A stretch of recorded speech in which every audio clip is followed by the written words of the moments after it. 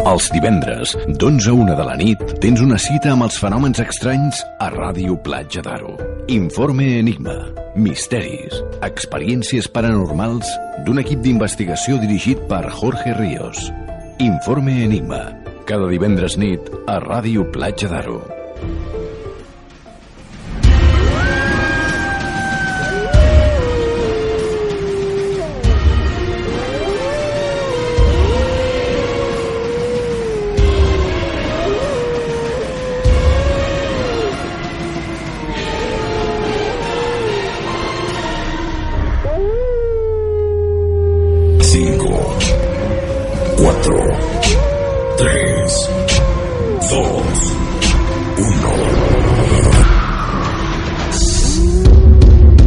Informe Enigma a Ràdio Platja d'Aro.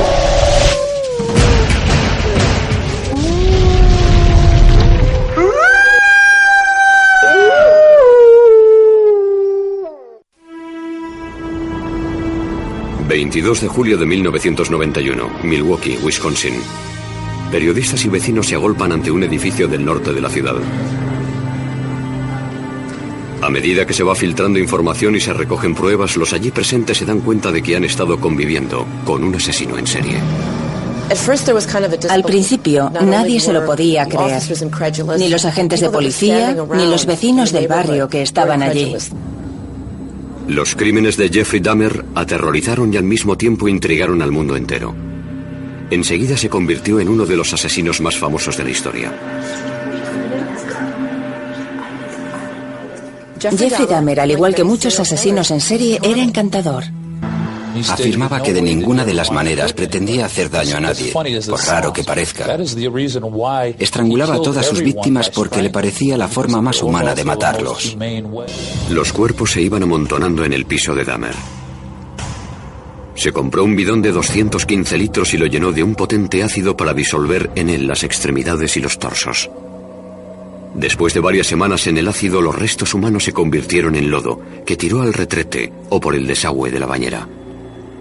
Por otro lado, Jeffrey separó la piel de los huesos hirviéndolos en la cocina. Un olor extraño y ácido a muerte invadió el edificio. Muchos de los inquilinos detectaron que el olor procedía de la puerta de Dahmer. Recuerdo que le dije a mi marido, no sé qué estará preparando Jeff, pero es rarísimo. A algunas de sus víctimas, cuando aún estaban vivas, les hizo un pequeño agujero en el cráneo con un taladro y les inyectó ácido en el cerebro. Quería que siguieran con él, pero que apenas tuvieran control sobre su cuerpo y que no pudieran hablar.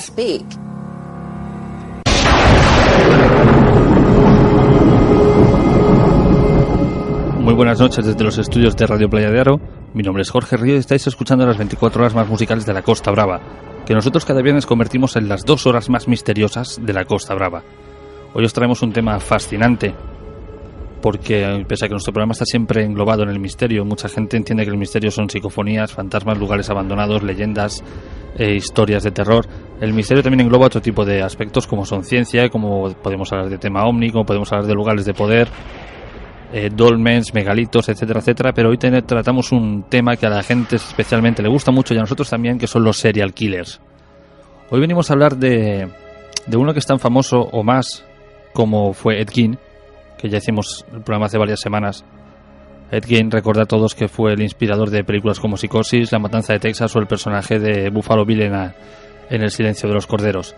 Hoy hablaremos sobre el carnicero de Milwaukee, Jeffrey Dahmer, que no es tan conocido por su gran cantidad de víctimas, sino por la manera en cómo tenía de convencer a sus presas, por llamarlo así, y lo que hacía posteriormente con los cuerpos que le llevaron a que la gente lo apodara el carnicero. Son las 11:10 de la noche y comenzamos el programa de hoy hablando sobre Jeffrey Dahmer, el carnicero de Milwaukee. El hijo primogénito de Joyce y Lionel Dahmer nació en Milwaukee, Wisconsin, el 21 de mayo de 1960, poco antes de que se cumpliera su primer aniversario de boda. Lo bautizaron como Jeffrey. El día que nació Jeff fue un día muy feliz. Durante un par de meses todo era nuevo, distinto. Disfrutaba mucho y estaba feliz pensando en el futuro. Mientras su padre terminaba los estudios de química, Jeff se convirtió en un niño inteligente y cariñoso.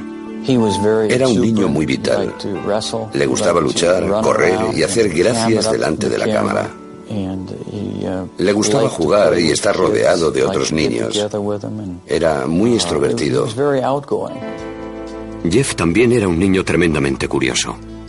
Le gustaba jugar con las cosas, tocarlas y estudiar su textura. Parecía que estaba en sintonía con su entorno. Simplemente quería saberlo todo sobre lo que le rodeaba. Pronto empezaron a fascinarle los animales. Una vez, cuando Jeff tenía 4 años, vio cómo su padre recogía los huesos de varios pequeños animales que habían muerto debajo de la casa. Los saqué y los eché en un cubo de metal para luego tirarlos todos juntos. Y al dar contra el fondo, hacían un ruido frío. Jeff cogió unos pocos y los echó también al cubo. Viéndolo así, parece que fue algo macabro, oscuro y siniestro. Pero he de admitir que no era más que curiosidad infantil. A algunas de sus víctimas, cuando aún estaban vivas, les hizo un pequeño agujero en el cráneo con un taladro y les inyectó ácido en el cerebro. Quería que siguieran con él, pero que apenas tuvieran control sobre su cuerpo y que no pudieran hablar.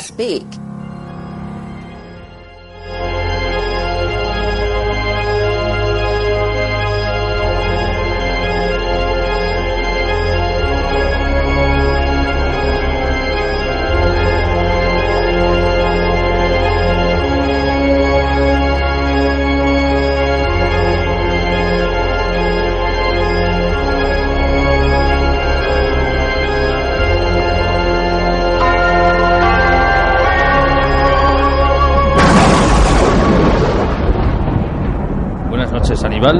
Buenas noches. Hoy toca que hablemos del primo Jeffrey. Del primo Jeffrey. Que mucha gente siempre pregunta por qué le llamamos así, que si primo Jeffrey, que si Tito Ed. Sí, bueno, esto viene de una manía mía, ya que Ed Gein, pues me parecía así visualmente un personaje entrañable, como el tío tonto del pueblo. Pues ya que son de la misma zona, pues si está el tío Eddie, pues estará el primo Jeffrey. Claro que sí. Vamos a empezar desde el principio. Vamos a contar un poco quién era Jeffrey Dahmer. Pues bueno, Jeffrey Dahmer es también conocido como Carnicero de Milwaukee. Es un señor, llamémosle de esta manera, ¿no? Pues que cometió 17 asesinatos, que se sepa, pero que su importancia reside en que es uno de los asesinos más bizarros de la historia de Estados Unidos. O sea, no se le conoce por la cantidad de asesinatos, sino por lo que hizo con los cadáveres, por así decirlo. Sí. O su modus operandi. Un poquito de todo. Piensa que Jeffrey Dahmer, que se pudiera demostrar, hay 17 asesinatos. No es como otros, que estamos hablando de cientos. Entonces, el tema es esto, como lo que quería hacer él con sus víctimas, que ya lo contaremos, como lo que hacía después con los cadáveres. O sea, hay otros asesinos que mataban más, pero se dedicaban menos tiempos a ellos, por así decirlo, y Jeffrey era un poquito más detallista. Sí, digamos que se lo curraba en general. Tú has dicho antes que son del mismo estado. Sí, son de Wisconsin los dos. Wisconsin, exactamente Jeffrey Dahmer, ¿dónde vivía? Él en Milwaukee, la ciudad más grande de Wisconsin, que no la capital es Madison, pero Milwaukee es la ciudad más grande de Wisconsin. Y Ed Gein en Plainfield. Y Ed Gein en Plainfield, a unos 200 kilómetros al norte. Contad que Wisconsin tiene más o menos el tamaño de España y una población de 5 millones. O sea, es una zona bastante desértica en general. Pues ese estado que se lo hagan mirar, porque salen de ahí buenos asesinos, por así decirlo. Bueno, tienen buen material. Como dice una camiseta que tengo yo, pone Wisconsin, Home of the Cannibal Killers and Happy Days. Happy Days es una serie de televisión muy famosa en Estados Unidos, que está ambientada en Wisconsin, y el hogar de los asesinos caníbales. O sea, es que no tienen otra cosa. Eso y queso cheddar. Pues comencemos desde el principio. Ya se explica un poco qué es lo que hacía Jeffrey, pero igual que se escucha antes en el corte, hablar un poco desde su infancia hasta que comete sus primeros asesinatos. Bueno, a ver, Jeffrey Dahmer nace en Milwaukee, es hijo de un químico. Entonces, de pequeño, por cuestiones de trabajo de su padre, se desplazan a Ohio. Sabéis, en Estados Unidos pues el terreno es bastante más barato que aquí. Tienen una casa pues de buen tamaño, muy cerca del bosque.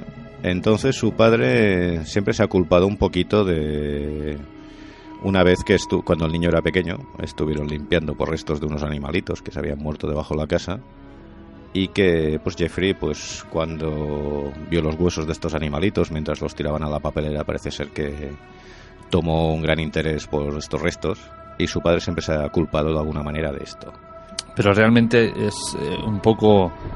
Es lo que dices, quizás se culpa porque es su hijo, pero realmente unos huesecitos, llámalo de rata, de perro, de lo que sea, que eso puede desencadenar la tendencia a ser un asesino en serio como fue Jeffrey Dahmer. Ni mucho menos, más bien yo creo que es una justificación de su padre ante, pues bueno, viendo el monstruo que ha creado, de no querer culpar al hijo, sino culparse él mismo, ¿no? Es aquello de cuando un padre que tiene un hijo que le sale pues un prenda, ya no le decimos al nivel del Jeffrey Dahmer, ¿no? Que dices, ¿en qué me he equivocado al educarte, ¿no?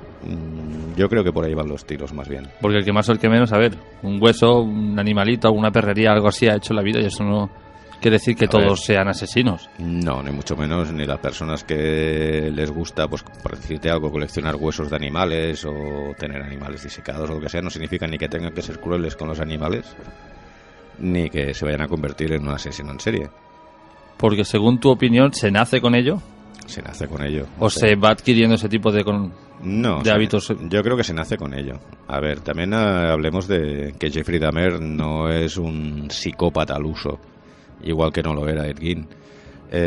Cuando Ressler, que es el creador del departamento de estudio de comportamiento del FBI, que es el señor que acuñó la palabra asesino en serie, pues lo estudió, dijo, a ver, esta persona no está bien de la cabeza, pero tampoco lo podemos soltar a la calle. O sea, esta persona es peligrosa, pero es que es un enfermo mental, Jeffrey Dahmer. Ressler, si la gente lo busca, ver otros documentales en YouTube. También hizo, al poco antes de fallecer, que falleció por causas naturales, a Richard Kuklinski, apodado el Hombre de Hielo. También le hizo una entrevista bastante, creo que fue cerca de una hora y media. Y a John Wayne Gacy, a muchos. Y bueno, al final se acaba diagnosticando el mismo, se acaba diciendo que es la patología que, por lo menos en este caso Richard Kuklinski, les decía al acabar la entrevista qué patología, o sea, qué cosas realmente fallaban en su cabeza para hacer lo que hacían. Bueno, es que realmente lo que falla en la cabeza de una persona que se comporta de esta manera y que usa a otro ser humano o a un animal como un objeto, pues sencillamente es la falta de empatía. O sea. Exactamente, él decía que este tipo de personas, solo que iban un paso más allá, se lo decía a Richard en un documental, era que había un fallo en su cerebro, que prácticamente no sentían miedo, no sentían remordimientos ni empatía, y que esto actualmente mucha gente lo utiliza, y son los pilotos de Fórmula 1, personas que hacen deportes de mucho riesgo que una persona normal no haría. A ver, según la UNESCO, parece ser lo que es el trastorno antisocial de la personalidad, lo que llamamos psicópata, ¿no? Mal dicho. Hay un tanto por ciento bastante elevado en lo que es la población mundial. O sea, quizás estamos hablando de un 0,012%, por decirte algo. No me acuerdo ahora las cifras exactas y más van variando. Pero digamos que de este tanto por ciento que se conviertan en asesinos, todavía es un porcentaje mucho menor. El resto, digamos, de psicópatas será pues ese jefe que le gusta pues putearte por putearte, o el que sencillamente, sin venir a cuento, pues se divierte pues maltratando a un animal. Y para que pasen de este cero tanto al tanto por ciento de asesinos, ¿tiene que haber algo desencadenante? A ver, se ha hablado mucho de los desencadenantes, se ha hablado de lesiones en la cabeza, por ejemplo, en el caso de John Wayne Gacy, que se abrió el cráneo de pequeño cayéndose de un columpio, o de malos tratos infantiles, pero, por ejemplo, en el caso de Jeffrey Dahmer, no nos lo encontramos en ninguna parte. No, de hecho en el corte se ve que padre y él prácticamente dicen que tuvieron una infancia ejemplar, un niño como cualquier otro, o sea, no hubo malos tratos, no hubo abusos sexuales que normalmente se suelen dar, como fue en el caso de Ted Bundy, de John Wayne Gacy creo que también lo sufrió. Sí, bueno, se ha hablado mucho de muchas cosas, cada experto en su momento, si os dedicáis a buscar documentales de supuestos expertos, Cada científico, como quiere llevarse la pelota a su terreno, lo va retocando y siempre va cargando más las tintas en una cosa o en otra. Pero sin embargo Jeffrey Dahmer sí que hacía una cosa que parece que hacen todos, que es algo con los animales.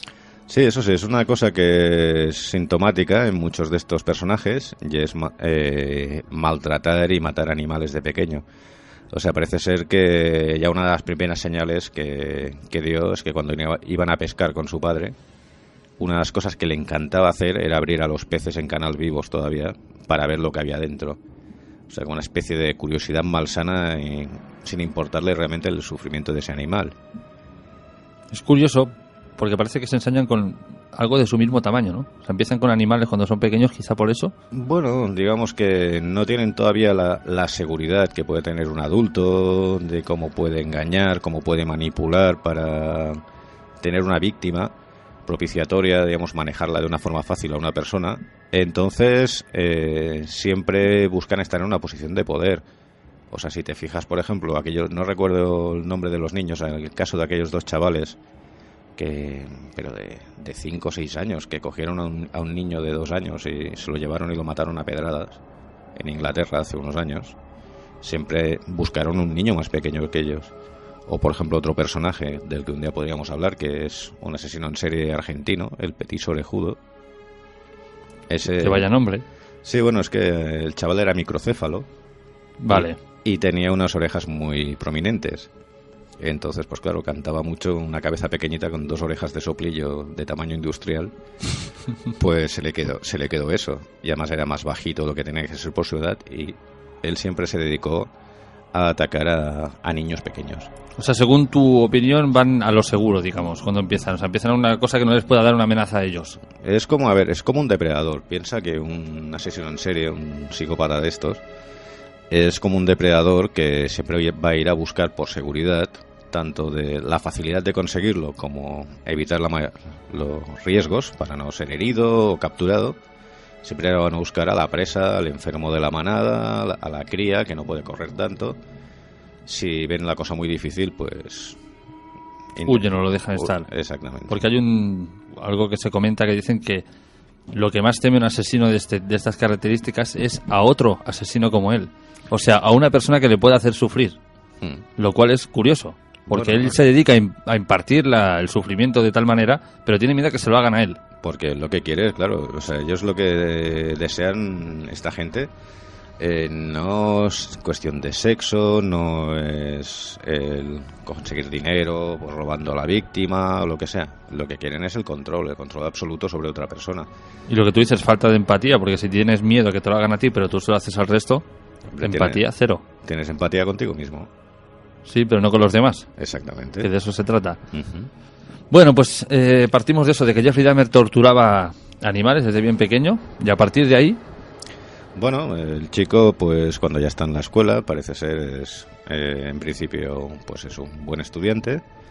Sin embargo, cuando empieza a llegar a la adolescencia, pues empieza a cambiar su actitud, empieza a convertirse un poco en el payasete de la clase, en el que hace tonterías, pues para hacerse notar. Y sobre todo empieza a caer en un alcoholismo muy grave. O sea, ya en el instituto, alcoholismo. Sí. Tiempo atrás torturaba animales. Y entonces el padre piensa que el desencadenante fue un cubito con huesos de animales. Eso es lo que cree su padre. No, o sea, el resto de las conductas son normales para ellos. Bueno, no sé hasta qué punto el padre puede llegar a considerar. Te digo que supongo que es una forma de autojustificarse, de que él no, de que de sus entrañas, digamos, de sus genes no ha salido un monstruo, sino que ha sido pues un error humano, en un mal momento, una equivocación en el momento que no tocaba con un crío. Entonces, bueno, pues seguimos con el Jeffrey Dahmer. Pues mientras está en el instituto, cuando tiene 18 años, pues comete su primer asesinato. Tenemos que decir que Jeffrey Dahmer es homosexual. En ese momento están en Ohio, que bueno, con Wisconsin, pues primos hermanos. Y según leí, uno de los estados que más, en aquellos tiempos, más condenaba a la homosexualidad, era totalmente tabú. En Wisconsin sí, o sea, en Milwaukee, por ejemplo, no podías poner tú un bar de temática o un local de temática homosexual fuera de una zona que había acotada en la ciudad que le llamaban la zona rosa. Entonces, pues bueno, siempre eso, lo de salir del armario, pensemos los años que estamos hablando, pues Jeffrey Dahmer nació en los 60, en el año 60 concretamente, pues lo de salir del armario era como un poco complicado, digamos, había un gueto creado para lo que era el tema de la homosexualidad. Entonces, pues bueno, él empieza a tener sus sueños, sus fantasías eróticas, donde sueña que recoge a un autoestopista, que tiene sexo con él, que abusa de su cadáver. Pero bueno, esas fantasías pues no pasan de allí. Hasta que un día pues recoge a Stephen Hicks, un autoestopista, y lo invita a su casa. Parece ser que pues consumen marihuana, beben un poco. Y cuando Stephen Hicks quiere marcharse, pues él, para evitar que marche, le golpea en la cabeza con una barra de pesas y lo mata. Que curiosamente acabará así él. Sí. Pero si ya se contará luego. Uh-huh. Ahora que dices tú eso de que no quería que se marchara, esa es la frase que todo el mundo puede encontrar, que Jeffrey Dahmer decía que sus víctimas eran ligas de una noche, uh-huh, que se tenían que ir a trabajar y él las mataba porque no quería que se fueran. Sí, o sea, él parece ser que el razonamiento que daba, porque según dice Ressler, o sea, Jeffrey Dahmer, digamos, actúa sin sentido, pero él siempre intenta racionalizar sus asesinatos, dar una razón, el por qué lo hace. Y su razón es esa, o sea, él quiere conseguir una pareja estable, algo que se ve que pues en el mundo homosexual de la época, en Estados Unidos, pues es bastante difícil, y él quiere gente pues que se quede con él. Entonces, pues bueno, como hemos dicho, pues golpea a Stephen Hicks en la cabeza, lo baja al sótano, abusa del cadáver, lo desmiembra, se masturba encima de los restos y guarda el cuerpo, las piernas y los brazos en bolsas de basura, y el cráneo decide conservarlo. ¿Y esto, perdona que te interrumpa, en qué estado fue? Esto fue en Ohio. En Ohio, vale. Este no es el estado, digamos, en el que luego ya no, se le conocería. Digamos, vale. Este es el primero, digamos. Aquí tiene él 18 años. Uh-huh. Entonces, pues bueno, después de este asesinato, hay el primer error policial grave que podría haber evitado pues que este caballero hubiera seguido actuando. El primero de dos. De dos. Que, como ya has dicho, podrían haber evitado que... ¿A cuál peor? Exactamente, luego ya lo contarás, pero podrían haber evitado un nuevo asesino en serie. Exactamente. Peor que Ed Gein. Mucho peor que Ed Gein. Mucho peor. O sea, lo tuvieron en sus manos y lo dejaron escapar así. Sí. Así como así. Exactamente. Pues bueno, decide ir a librarse de los restos del cadáver y pone en el asiento trasero pues las bolsas con los restos del cuerpo de Stephen Hicks y se va para un barranco, feliz por la noche con su coche, y la policía pues lo detiene por pisar la línea continua de la carretera. Lo paran, le hacen soplar, no da positivo la prueba de la alcoholemia, también es raro, con lo alcohólico que era, le pillaron el único día que iba sereno, y le preguntan que qué lleva allí que huele tan mal. Él dice pues que es basura, que va a tirarla, y le dicen pues bueno, pues vale, que continúa, no se plantea a la policía pues comprobar lo que lleva ese hombre allí. Y pues Jeffrey Dahmer pues con unos ciertos nervios por haber estado tan cerca de haber sido atrapado, vuelve para su casa y entierra los restos del cadáver que después, ya convertidos en huesos, esparce por el bosque cercano. Yo aquí quiero dar mi opinión porque, a ver, no es muy... pese a que sean bolsas de basura, a ver, parar a un hombre en plena madrugada, abrir el maletero, llevar bolsas, oler mal, vale, basura, la voy a tirar al contenedor. ¿En tu casa no tienes contenedores? No, al barranco, iba a tirar bueno, al pues barranco. Al barranco. Uh-huh. O sea, la policía realmente aquí ya hizo un patinazo tremendo. Porque eso de lógico y normal no tiene nada. Sí, no tiene mucha lógica. O sea, porque la gente no coge una bolsa de basura, hace a lo mejor 50 kilómetros para tirarlo. Intenta hacerlo tú con los Mossos de Escuadra, a ver qué te dicen. Exactamente, o sea, aquí ya el primer patinazo fue garrafal, pero es que el segundo fue peor. El segundo fue peor, pero bueno, ya llegaremos. Ya llegaremos a él, exactamente. Eso sí, pues decide guardar el cráneo. O sea, los cráneos, él tiene fijación por los cráneos, lo limpia con lejía. Después, pues Jeffrey ya se convierte en un especialista tanto en limpiar como en conservar cráneos humanos. O sea, incluso nos deja dicho de que no limpies los huesos con lejía porque se vuelven quebradizos, después se rompe, etcétera. ¿Qué le pasa a ese estado, macho? O sea, Wisconsin, Ed Gein también tenía obsesión con los cráneos, Jeffrey Dahmer también. A ver, el cráneo siempre tenía un componente mágico. Y en el caso de Jeffrey Dahmer, ya te comentaré, por los hallazgos que se hizo en su casa, también tenía una idea un poco mágica de lo que era el cráneo y de lo que podía conseguir con él. Pero bueno, todo llegará. Todo se andará. Bueno, pues pasado esto, pues su padre, viendo que el chaval, pues que es un bala perdida, que no hay manera, incluso lo llevan al psicólogo varias veces. Él entra por una puerta, se escapa por la puerta de atrás, o sea, se va a dar vueltas por el pueblo, o sea, no. Su padre decide, pues, que se vaya al ejército, que se aliste al ejército. Y parece ser que allí se asienta y deja de beber durante una temporada, hasta que lo destinan a Alemania. Y allí, pues, ya se descontrola. Y es expulsado, como dicen los americanos, ¿no? Licenciado con deshonor. Lo mandan para casa. Eso sí, ha estado en el ejército, le han enseñado como sanitario de combate, con lo cual el hombre pues aprende bastante de anatomía humana, cosa que le será bastante útil en el futuro.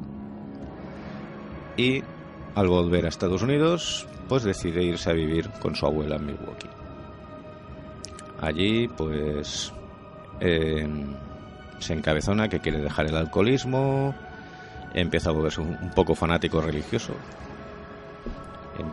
¿Fanático religioso en qué sentido? No, de misa, Dios me va a salvar, todo esto Dios me va a librar del alcohol, la culpa de todo la tiene el alcohol, la homosexualidad es un pecado muy gordo, Dios me va a salvar, me va a curar de esta enfermedad, comillas, etcétera, etcétera. Y eso, todo esto ya comienza a suceder, o sea, su cambio supuestamente en Milwaukee. En Milwaukee ya aquí es donde va a empezar lo gordo ya. En Milwaukee ya es cuando se va a descontrolar. Hasta que llega un momento, pues bueno, que de golpe y porrazo, esta especie de fe y esta intención de autosalvarse a través de las creencias religiosas desaparece y decide pues que se va a dedicar pues a lo que le gusta, a buscar otros hombres, a tener relaciones con ellos, y empieza a moverse ya por este llamado barrio rosa de Milwaukee. Y mientras tanto, ¿qué trabajo ocupaba Jeffrey Dahmer? Jeffrey Dahmer, a ver, hizo muchos trabajillos, pero él empezó, sobre todo en el que estuvo más tiempo, es en una fábrica de chocolate, allí en Milwaukee. Hasta que, pues, ya prácticamente hasta que lo capturaron, ¿no? Como decías, conocí a su primera víctima de Milwaukee en un bar de ambiente, correcto, de la zona rosa, me imagino, ¿no? Sí, correcto. Un tal Anthony Sears. Tenemos que decir que hay gente que dirá por la cantidad de víctimas, por ejemplo, que tiene de color Jeffrey Dahmer, de que hay un componente racista en sus asesinatos. No, él no es racista para nada. De hecho, lo admitió varias veces, que él dijo que no era racista porque dijo, parte de mis... Pese a ver que antes de que fueran víctimas han sido ligues. Exactamente, o sea, él le daba lo mismo que fueran blancos, que fueran negros, que fueran asiáticos. A él lo que le gustaba es pues, cómo bailaban, el cuerpo que tenían, y eso es lo que se fijaba él. Y pasa que sus ligues se convertían en víctimas, exactamente. O sea, él se fijaba en cómo bailaban. Sí, se ve que si le gustaba. Después tenía mucho éxito en la comunidad homosexual, pues por su carita de niño bueno, rubito, así, repeinadito, siempre arregladito. Entonces, pues bueno, no le era muy difícil el conseguir un ligue en este ambiente. Esas características que ha dado de la fisonomía, la gente solo con buscar en Google ya lo verán, que no tiene pinta para nada. No, Jeffrey Dahmer, incluso, igual que hablábamos un día de Ted Bundy, parece que sí, que aunque es esa cara así como atractiva, pero parece que hay a veces que te mira como diciendo, ostras, a ti hay algo que no te va bien. Pero Jeffrey Dahmer, sin embargo, tiene siempre la cara de inocente, de yo no he hecho nada. Sí, se parece un niño bueno, ya te digo, más con esas gafas que lleva, que tampoco es que ayuden mucho a la imagen de asesino malvado. Pero bueno, nadie se espera pues que este personaje pues vaya a ser uno de los asesinos más famosos de la historia, ¿no? ¿Y qué pasa con este...? Bueno, pues se llama Anthony Sears a un hotel en Milwaukee y cuando se despierta por la mañana lo encuentra muerto. Parece ser que lo ha matado a golpes durante la noche. Él siempre afirma no haber recordado nada, como de los otros asesinatos. Sí, él habla muy claramente y da muchos detalles. De este dice que él no recuerda nada, que sencillamente se despierta, lo encuentra muerto y que él tiene todos los brazos llenos de moretones. Ya te digo, parece ser que lo mata a golpes.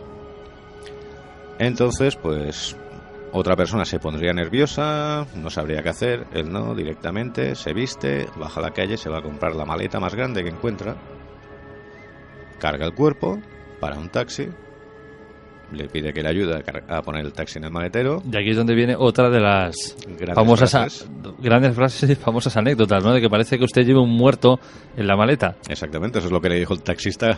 Pues imagínate cargar una maleta pues que te pese 70 kilos, por decirte algo, ¿no? Y se lo lleva... Perdona, que con los años el taxista tuvo que acabar. Hombre, el taxista, la que empezara a ver la cara de Jeffrey Dahmer, de lo que hablaban... Y que tuvo su primera víctima, una de sus primeras víctimas en el maletero del coche. Pues sí, se le entraría la risa de conejo. Sí, sobre todo de conejo. Y bueno, pues se lleva el cadáver a casa de su abuela, al sótano. Una gran ventaja que tienen los americanos, como digo siempre, aunque después Jeffrey Dahmer pues actuará en un apartamento pequeño. Tener un sótano para trabajar tranquilamente. Exactamente, parece que todas las casas ya vienen con uno incorporado. Hombre, pues sí, en lugar de ideal pareja, ideal psicópatas, ¿no? Sí. Y allí pues desmiembra el cuerpo, lo viola por partes. O sea, cuando digo por partes es ahora el torso... O sea, el cuerpo entero no, una vez lo ha descuartizado. Sí, una vez lo ha descuartizado se dedica pues a abusar sexualmente, pues ya te digo, del torso, de la cabeza, etcétera. O sea, el chico, como puedes ver, era de gustos variados. Intento imaginármelo, pero realmente te lo digo, me es imposible. Bueno, o sea, es algo que tampoco quiero, dejémoslo ahí. Exactamente, o sea, dejémoslo en el concepto y cada uno que use su mente enferma si quiere o no. Exactamente. Y después pues se deshace de los restos del cuerpo, pero conserva la cabeza durante tiempo. Hasta que ya pues se tiene que desplazar de allí, tiene problemas con su abuela, porque además él tiene un maniquí en la casa, un tío, y lo tiene ahí como un fetiche. La abuela siempre le está insistiendo que se lleve sus cosas, que si es lo que es, que si tal. Al final, ¿la abuela sabía de su homosexualidad? ¿O la abuela se lo sospechaba? Teme, su abuela es también muy religiosa, entonces su abuela intenta, bueno, esto es pecado, apártate de ese camino, claro, no se imagina el bicho que es, y al final él, pues harto de esto, pues alquila un pequeño apartamento por el centro de Milwaukee y se va a vivir ahí, que ahí es donde va a desarrollar la mayor parte de su carrera como asesino.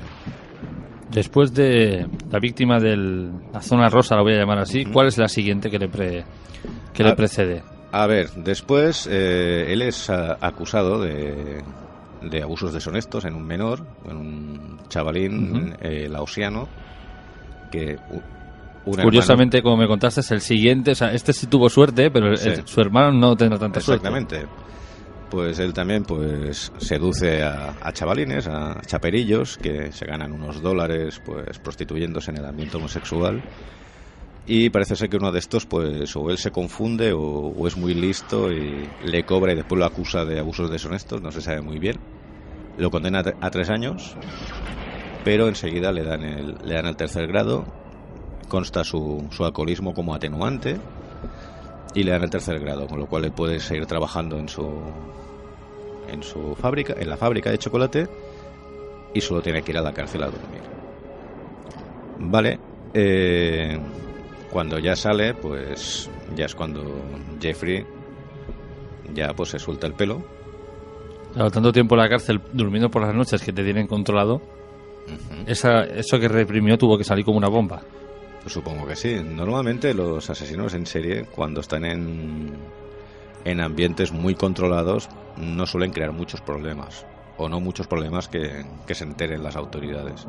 Pero en este caso tengo que decir que Jeffrey, cuando la gente busque, si le interesa, documentales de él, hay un trozo que dice que estando en la cárcel aún tiene esa necesidad.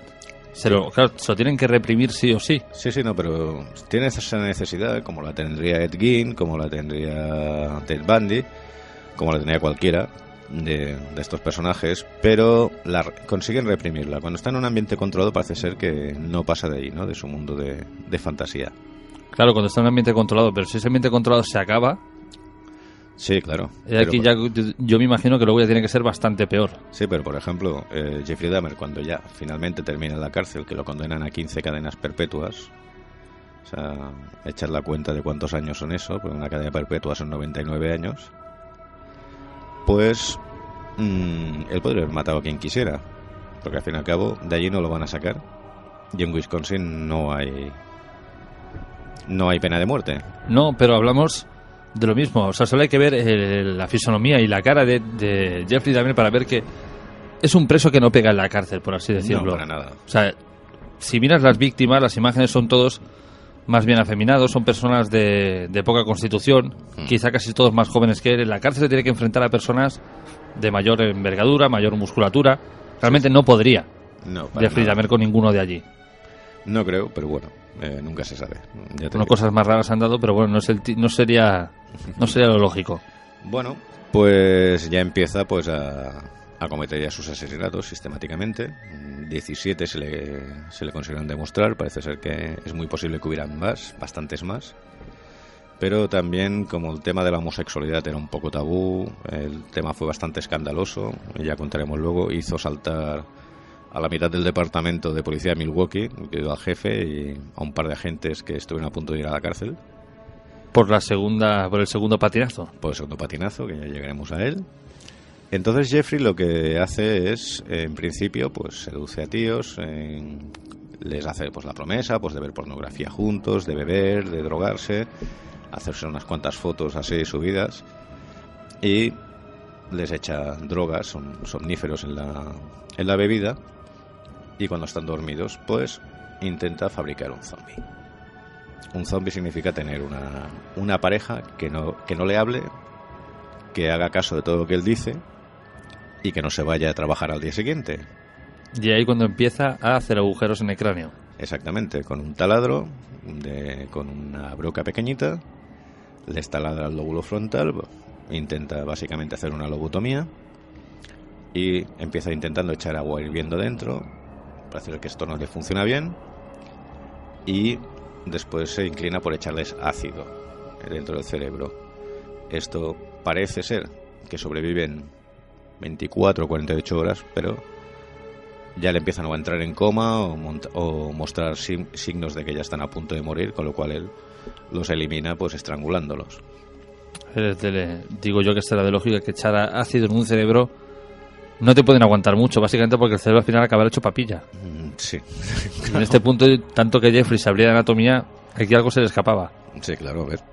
Él era sanitario de combate, no era un sí, médico. Pero no hay que ser un médico para imaginar, bueno, para saber un poco eso. Sí, a ver, pero él en su mundo. En su mundo, porque realmente lo que estaba era llevando a cabo una fantasía, pues es normal, supongo que hasta cierto punto pues tuviera esta especie de lógica ilógica, ¿no?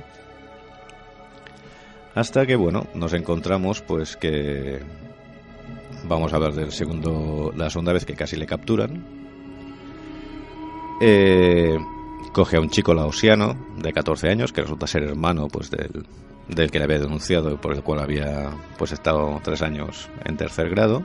Que las casualidades existen, por lo que veo, porque el mundo es un pañuelo lleno de mocos. Sí, porque para acabar con el hermano de una de casi sus primeras víctimas, pues sí. Y pues bueno, tiene 14 años, él se lo llevó para casa, lo droga, le practica el taladro en la cabeza y cuando ya lo tiene inconsciente le echa el ácido y dice, ahí va, me he olvidado el tabaco. Así que sale a comprar tabaco. O sea, lo normal que haríamos cualquiera de nosotros, mientras estamos matando a alguien, dejar la víctima. Claro, lo dejas en casa, te marchas al bar, te vas a tomar tu cervecita y dentro de un par de horas vuelves y esa persona seguirá ahí. Exactamente. ¿Qué pasó? Este chaval pues despertó en estado de shock. Imagínate, te han taladrado el cráneo, te han echado ácido en el cerebro, el chico sale desnudo a la calle, sangrando, completamente fuera de sí, hablando en laosiano, no atinaba a hablar en inglés, sin saber dónde estaba. Entonces unas chicas lo paran y llaman a la policía. Llega una pareja de la policía y intentan averiguar de dónde ha salido ese chico. Jeffrey, que vuelve del bar en aquel momento, ve la escena y aquí el segundo patinazo de la policía. Sí, bueno, y también el pensamiento lógico de Jeffrey Dahmer, para que veamos el genio del crimen que era. Se acerca a la policía y les dice, no, mire, es que es mi novio, tiene 18 años, No, pero ven ustedes, ¿no? Es que es pequeñito porque es que es oriental, o sea, por favor, o sea, y la policía ya también, o sea, le cuela que un chaval de 14 años tenga 18, pues por muy oriental que sea. Y esa sangre que lleva en la cabeza, no, es que ha sido una pelea de enamorados, está borracho, nos hemos peleado, le da un golpe, mira, por eso sangra y tal. Entonces la policía, ¿qué hace? ¿Qué haría la policía en cualquiera de estos casos? Arrestarlo. No, lo cogen a él y a la víctima y los llevan a casa.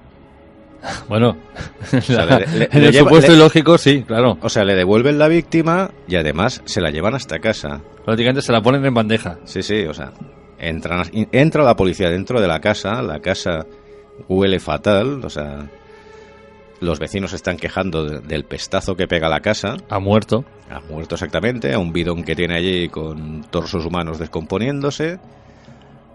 Y no tan solo eso, tiene varios cráneos tapados con un periódico en la mesita de la entrada de la casa. La policía está prácticamente a un palmo de esos cráneos y no los ve.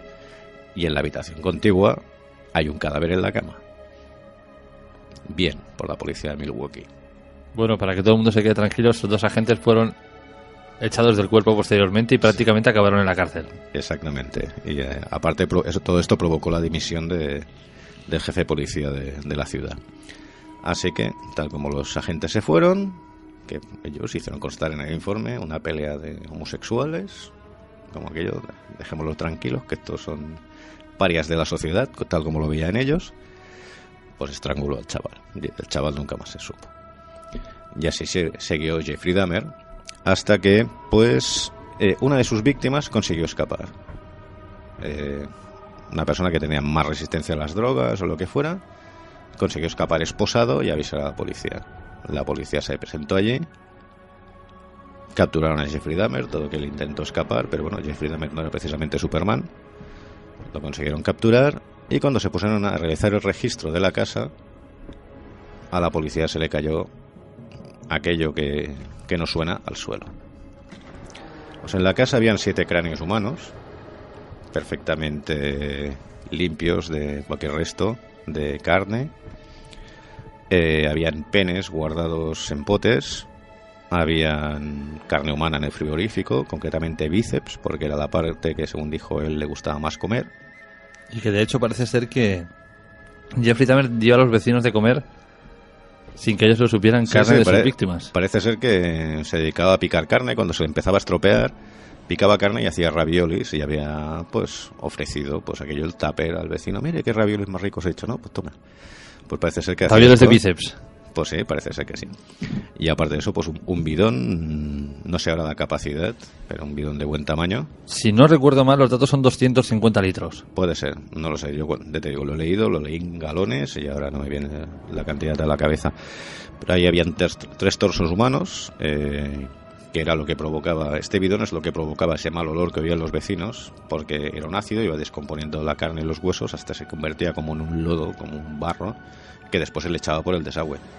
Claro, tú piensas el pestazo que tiene que subir por las cañerías de un cuerpo descompuesto en ácido durante X semanas, echar las cañerías de tu casa, etcétera.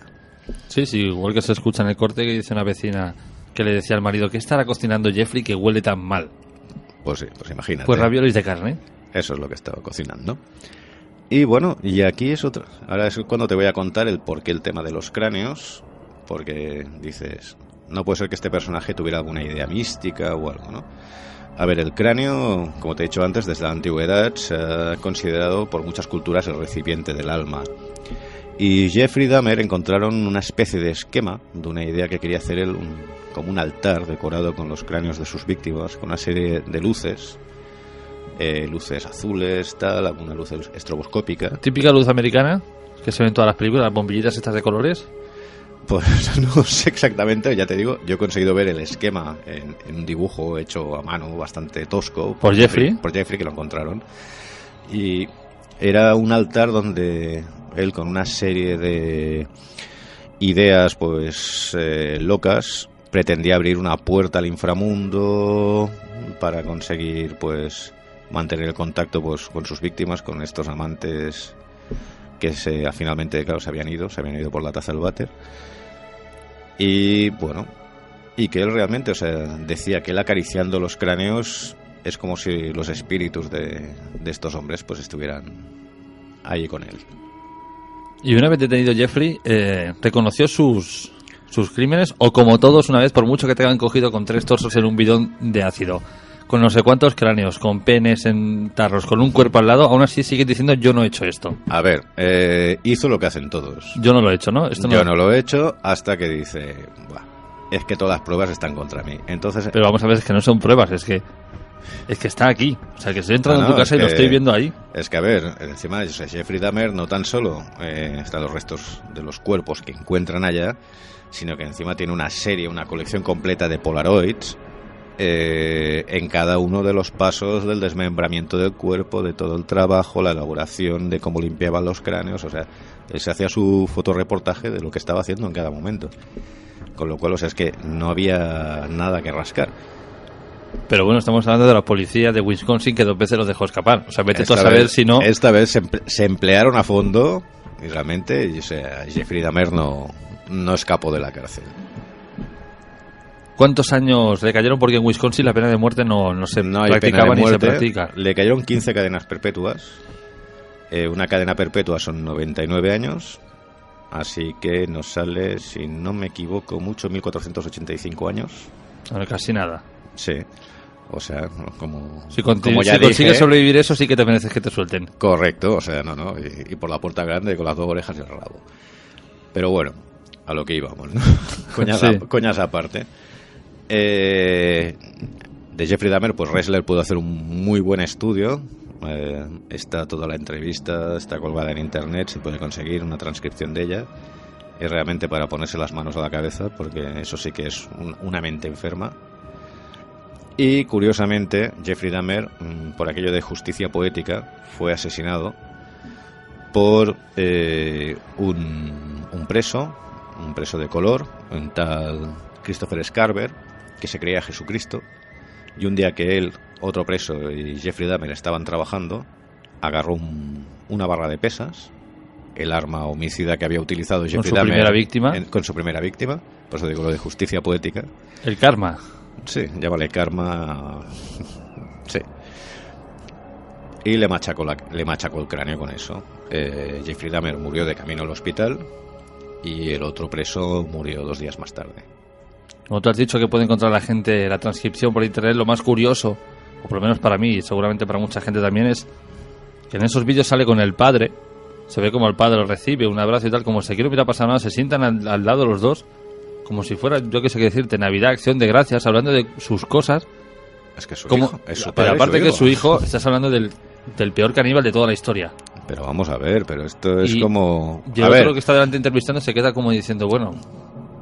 Pero, mira, a ver, Jorge, esto es como, por ejemplo, yo qué sé, mi madre o tu madre, en algunos momentos de nuestra vida, todo el mundo hemos sido unos prendas, no unos asesinos en serie. Estoy de acuerdo, pero que y para la gente que lo vemos de fuera... 50.000 disgustos. Claro que sí, pero esto no es un disgusto, Aníbal.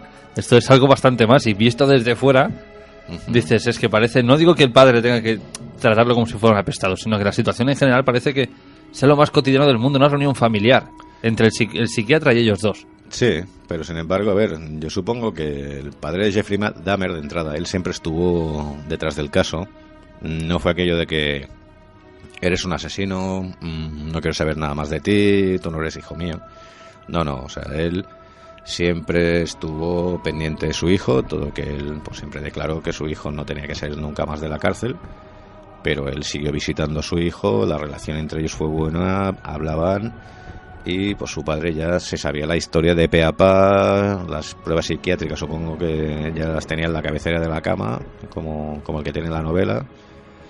Y bueno, yo creo que es bastante normal de que este hombre de alguna manera no acepte lo que ha hecho su hijo, pero al fin y al cabo es su hijo. ¿De la víctima que escapó se sabe algo a día de hoy? El día de hoy no se sabe nada. No recuerdo el nombre de este personaje, era un buscavidas del mundillo homosexual de Milwaukee. Parece ser que salió en televisión contando el caso y como el proceso estaba aún abierto, pues fue detenido también por chivar cosas del proceso. Y después de, ya cuando todo terminó, sabes tú que el edificio donde vivía Jeffrey Dahmer, pues fue alquilado por una empresa que se dedicaba a hacer tours en la casa del carnicero de Milwaukee, que habían decorado la casa como la tenía él. Es lo que te iba a decir, exactamente lo recrearon todo como lo tenía, con cuerpos y demás. Sí. Entonces, pues empezó a ser bastante escandaloso. No sé si lo habrán quitado hace unos años, todavía podías ver la página web donde te decían el precio, a qué horas podías ir a visitar aquello, etcétera. Los vecinos, bastante rabiosos, habían ya disparado varias veces contra la puerta de la casa, no tan solo ya en este momento que habían estas visitas, sino cuando lo detuvieron a él. Y el ayuntamiento tomó la decisión que para que aquello no se convirtiera en un museo de los horrores... O sea, algo así como la casa de Ed Gein. Lo mismo que pasó con la casa de Ed Gein. O el escarabajo de Ted Bundy. Correcto. Pues decidieron derribar el edificio. Derribar un edificio y hoy en día es el parking de una empresa.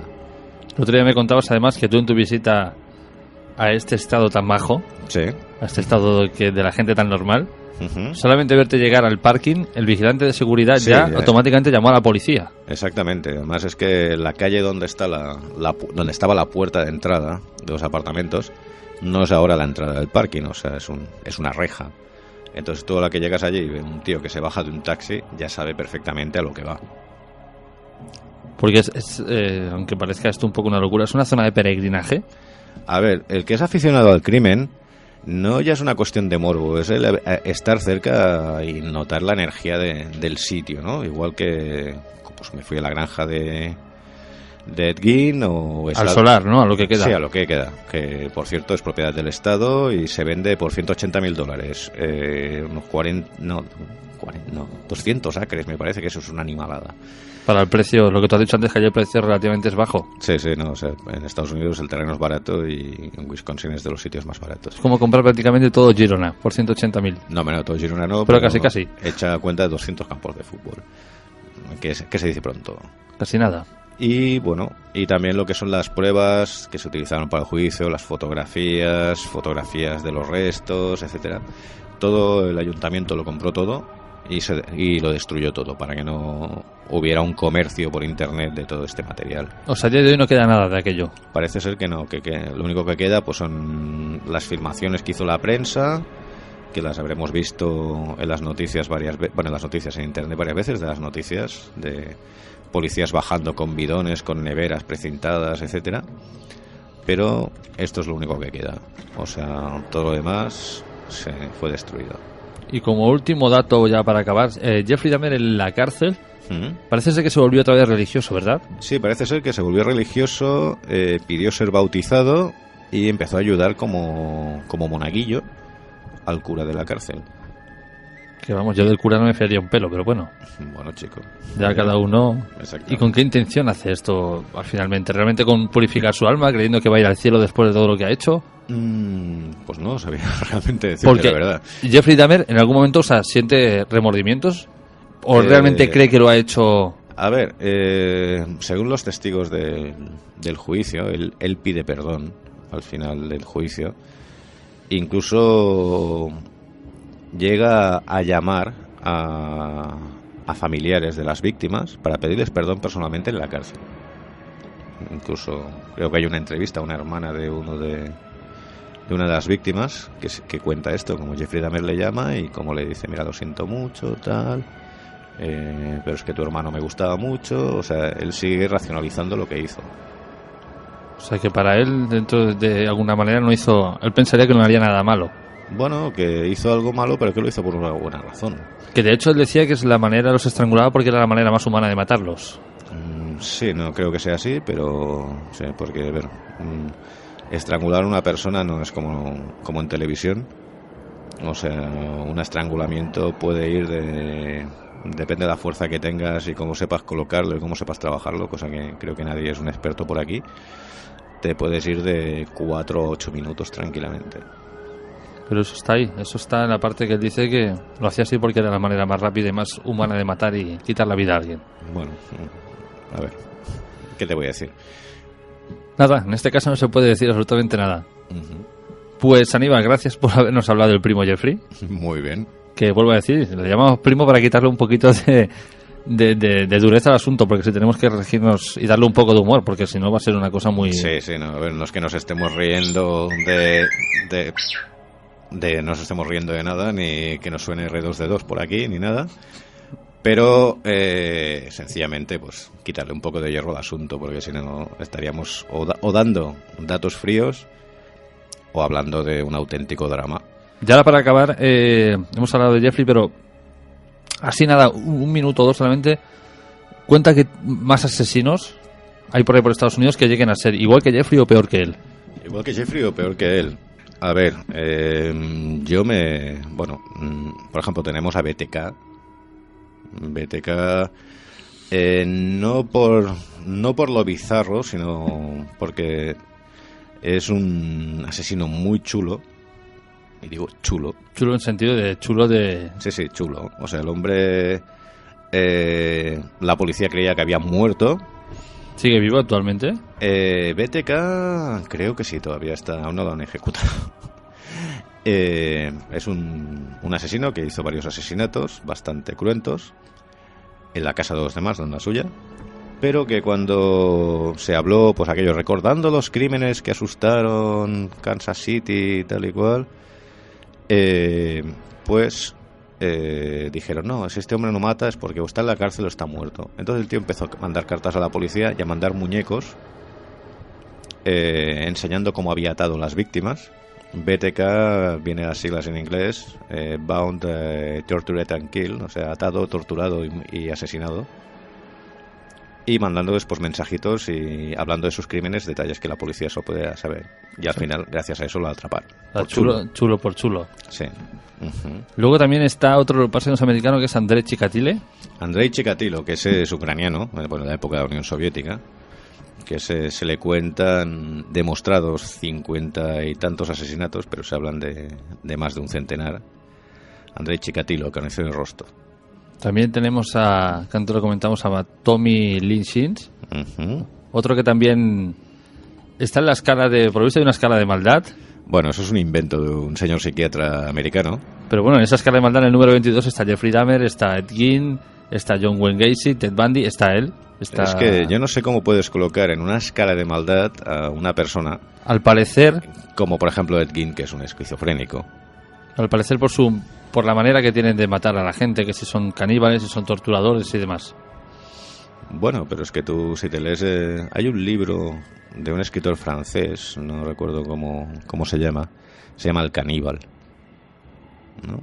Y habla, pues, él tiene una entrevista con un caníbal de la tribu Tupinamba que traen a Francia, y donde, pues, hablan de las costumbres de su pueblo.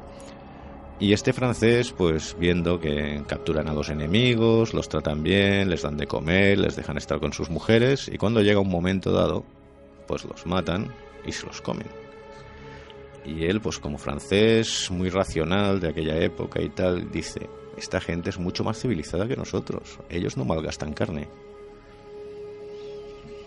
Bueno, vístolo así. O sea, no creo yo que el canibalismo, tratándose ya de una persona muerta, se pueda entrar en un desto de maldad, sobre todo hablando de una persona enferma. Este señor, lo que pasa, yo sé lo que hablas, es lo que se emitía en el Discovery con el nombre de Perfil de un psicópata, que creo que se llama en americano The Most Evil. Uh-huh. Sí, así es. Sí, este hombre pues hace una clasificación muy sui generis y sobre todo basándose en el sistema moral americano, que sabemos que es muy de doble rasante, muy puritano. Entonces, para él el canibalismo parece ser que es peor que un abuso sexual. Pero bueno, que no es algo tampoco que se utilice mucho, es una escala que ha hecho él y... Esto es una cosa que se inventó él y a ver, no vas a clasificar ni vas a hacer un ranking de quién. Pero bueno, hay casi todos están... Si la gente la quiere ver, con poner escala de maldad prácticamente van a encontrar a todos los asesinos en serie de la historia. Desde Ed Gein hasta que hemos hablado de Tommy Lee Jones, Jeffrey Dahmer, cualquiera están en ese lugar. Aníbal, gracias por habernos hablado de otro de esos temas que tanto te gustan. Pues sí, lo que pasa que últimamente ya por la calle aquí en Playadero ya la gente me mira raro. Ya me miran raro antes, pero cada vez me miran más raro. Hombre, por tu culpa. Por mi culpa, es que no hay mucha gente que vaya a Wisconsin a ver la granja de Ed Gein y luego a ver el parking donde estaba el piso de los crímenes de Jeffrey Dahmer. A ver, como persona interesada en este tema, como ¿Sabes? Hay una frase, siempre me ha gustado mucho, ¿no? Que dice que los ángeles sueñan lo que hacen los locos. Y a ver, yo no significa que admire a esa gente, pero sí es un tema que quizás es tan contrario a mi forma de pensar que me atrae, ¿no? El conocer, el saber, intentar entender el porqué. Entonces es normal que te quieras desplazar a esos sitios, igual que si te vas a Londres, te vas a ir a ver la ruta de Jack el Destripador, o si te vas a Francia y pasas por Nantes, vas a intentar ver por aquella zona donde estaba el castillo de Gilles de Rey, o te fueras a Hungría e irías a ver el castillo de los Bathory, por decirte algo. Espero que solo sea lo que tienes curiosidad y ganas de saber y no tengas un lado oscuro que yo aquí no sepa. Un lado oscuro, ninguno. Un lado oscuro de la fuerza. Dios, no me hables de Star Wars. Bueno, Aníbal, pues muchas gracias por haber entrado con nosotros. Venga. Y hasta la próxima. Y ahora para esta segunda parte quiero que escuchen bien el audio que les voy a dejar a continuación, porque ya con él sabrán enseguida de qué tema estamos tratando. Esta canción que van a oír es la banda sonora de una película que es famosa, que todo el mundo, prácticamente todo el mundo la conoce. Y entrará una amiga nuestra del programa que ha tenido la suerte de poder entrevistar a varios profesionales, a varios expertos de este sector, y que con su ayuda nos va a desvelar muchos secretos y muchas mentiras y verdades de este mundo que a más de uno lo van a dejar sorprendido.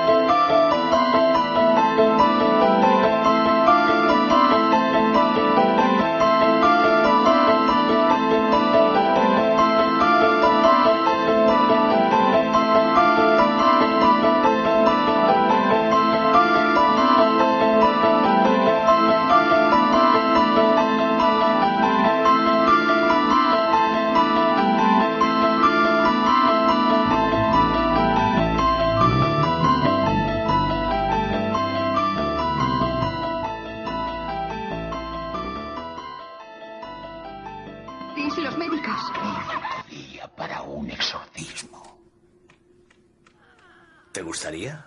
Con locura. Pero no te haría salir del cuerpo de Regan. Serviría para unirnos. ¿A ti y a Regan? A ti con nosotros.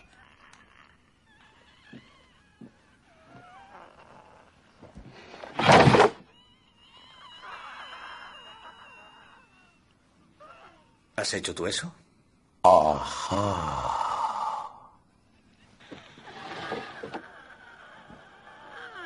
Repítelo. A su tiempo. No, ahora. A su tiempo. Mirabile dictum, ¿no crees? ¿Hablas latín? Ego te absolvo. Quod nomen mi est. Conjo. Quod nomen mi est. La plin de matana. ¿Cuánto tiempo piensas quedarte dentro de Riga? Hasta que se pudra y apeste bajo la tierra.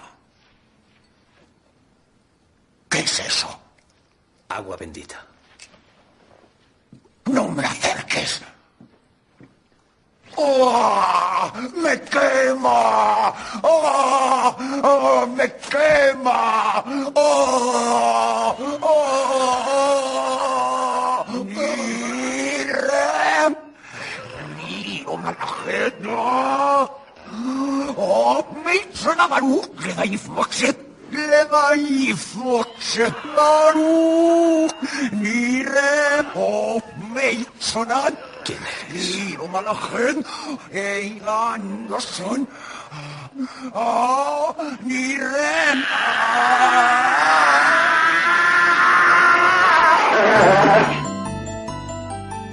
¿Y los médicos? Señora Maguire, el doctor también. ¿Qué está pasando? ¡Algo, doctor! ¡Ayúdenme!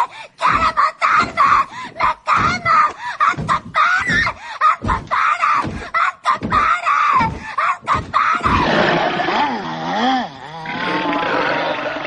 Bueno, Regan, vamos a...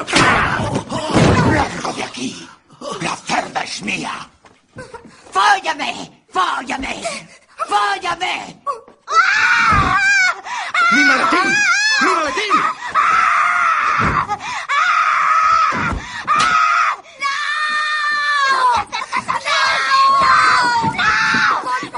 ¡Sujétenla!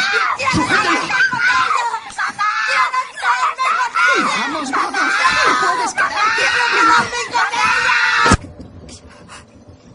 ¡Dios mío!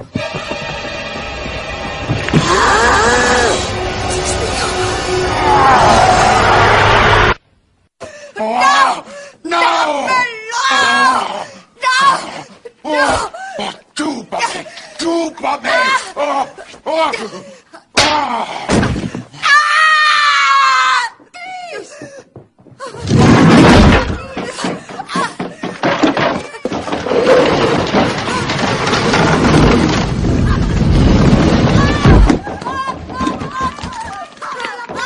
¿Has visto lo que ha hecho la cochina de tu hija? Hola, Regan. Soy un amigo de tu madre. Me gustaría ayudarte. Entonces aflójame estas correas. Me da miedo que te hagas daño, Regan. Yo no soy Regan. Ya veo.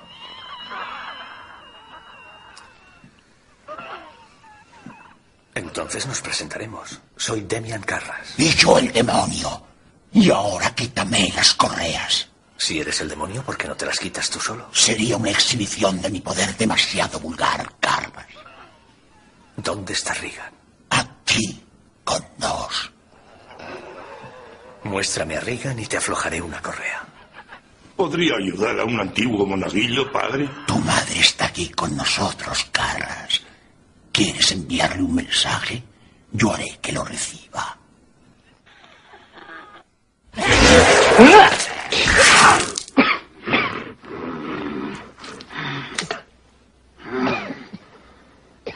Magnífico día para un exorcismo.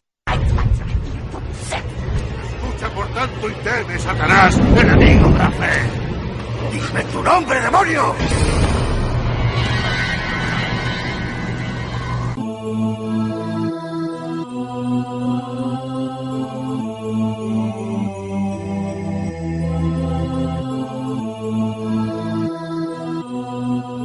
Y ahora tenemos al otro lado de la línea Teresa Purqueras, colaboradora del programa Misteris San Sebastián d'Arbó, que se emite en la cadena El Punt Avui. Buenas noches, Teresa. Teresa, buenas noches. Hola, ¿qué me oyes? ¿Me oyes? Sí, ahora sí, perfectamente. Hola, encantada de estar contigo en tu programa. Muchas gracias por entrar. Si lo que me interesa sobre todo, Teresa, que nos cuentes, es porque vi en su día el reportaje que hiciste en el Festival de Magic de Barcelona, en el que tratabais el tema de posesiones diabólicas en Barcelona y demás. Y sobre todo quería ponerme en contacto contigo porque tú eres de las pocas personas que ha tenido acceso, por así decirlo, a un sacerdote, o sea, autorizado por la Iglesia, sí, para poder practicar exorcismos. Exacto. De hecho, mi investigación sigue y en la actualidad ya me he entrevistado con un total de 3 exorcistas en activo en España y la verdad es que he descubierto cosas realmente apasionantes. Te diré que yo no lo sabía al principio, pero el tema de los exorcismos genera mucho morbo entre la gente. Es un tema que todo el mundo queremos saber, pero dentro de la Iglesia genera un gran debate. De hecho, hay 2 facciones muy enfrentadas. Hay sacerdotes que creen que existe el demonio y hay otra serie de sacerdotes que niegan su existencia.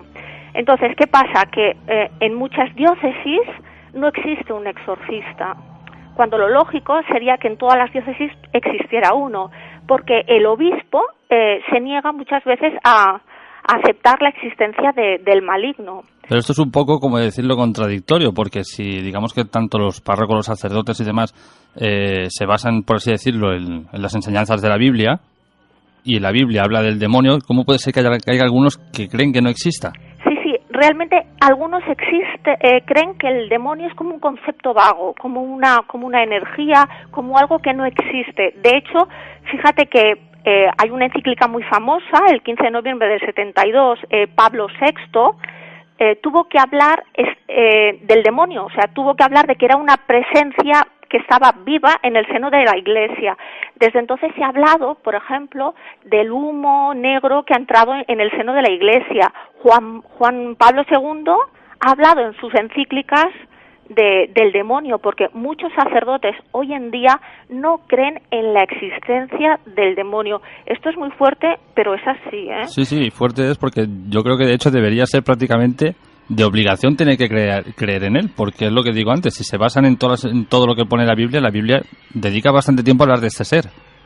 Sí, yo me quedé impresionada cuando lo descubrí. De hecho, hay algunos exorcistas que están nombrados por los obispos. Realmente el obispo es la persona que otorga el cargo, ¿no? Entonces hay obispos que sí, que están, tú los puedes encontrar, son públicos y son exorcistas, pero hay otros exorcistas, fíjate bien lo que te voy a comentar, y eso mucha gente no lo sabe, que actúan en secreto. Es decir, la misma Iglesia niega su existencia. Esto es muy fuerte, yo me he enterado hace poco, porque la misma Iglesia está reticente a este hecho. Pero entonces, ¿por qué a mí me saltan las alarmas, ¿no? ¿Qué está pasando en el seno de la Iglesia? Claro, esa es la pregunta, porque supuestamente si el ser maligno existe, lo lógico sería decir que, bueno, que hay profesionales que se dedican a intentar, como el que dice, sanar a la gente de este tipo de posesiones, pero si lo niegan, ¿por qué esconden a este tipo de personas? Claro, lo esconden porque no quieren reconocer que en sus diócesis, por ejemplo, están actuando exorcistas. Es como una vergüenza, como un reconocer algo que ellos en sí mismos no quieren reconocer. De hecho, hay mucha gente con estas necesidades. Por ejemplo, en Madrid, hace unos años, ahora mismo tenemos 8 exorcistas. Antes había uno, han pasado a 8, porque hay mucha demanda. En Barcelona también hay muchísima demanda. El exorcista actual está sobrecargado de trabajo. Ahora mismo tiene entre 5 y 6 visitas diarias con una lista de espera enorme. Madre Entonces, mía. la necesidad actual es mucha y la gente está muy desesperada.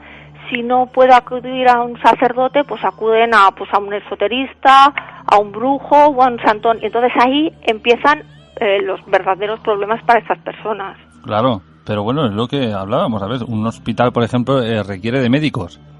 En este caso, si realmente esto lo que estamos hablando existe, requiere de este tipo de personas. O sea, lo que me choca es eso que me está diciendo, que la Iglesia prácticamente reniega de parte de ellos. Sí, reniega porque no quieren saber. Es que, de hecho, todas las provincias españolas tendrían que tener un exorcista en su diócesis. Y es que hay poquísimos en España. Entonces, estamos viviendo ahora mismo un problema en la Iglesia que ellos mismos ni se entienden. O sea, hay un cisma ahora mismo. Que la Iglesia no se entiende, eso hace ya muchísimos años que está pasando, que entre ellos mismos no se aclaran, pero esto realmente que cuentas es difícil de tragar, difícil de digerir. Sí, es que son aquellas cosas escondidas que no se explican y que, bueno, que son demasiado morbosas y que suelen taparse, pero es la realidad. Yo es la realidad que me he encontrado y que te la estoy transmitiendo.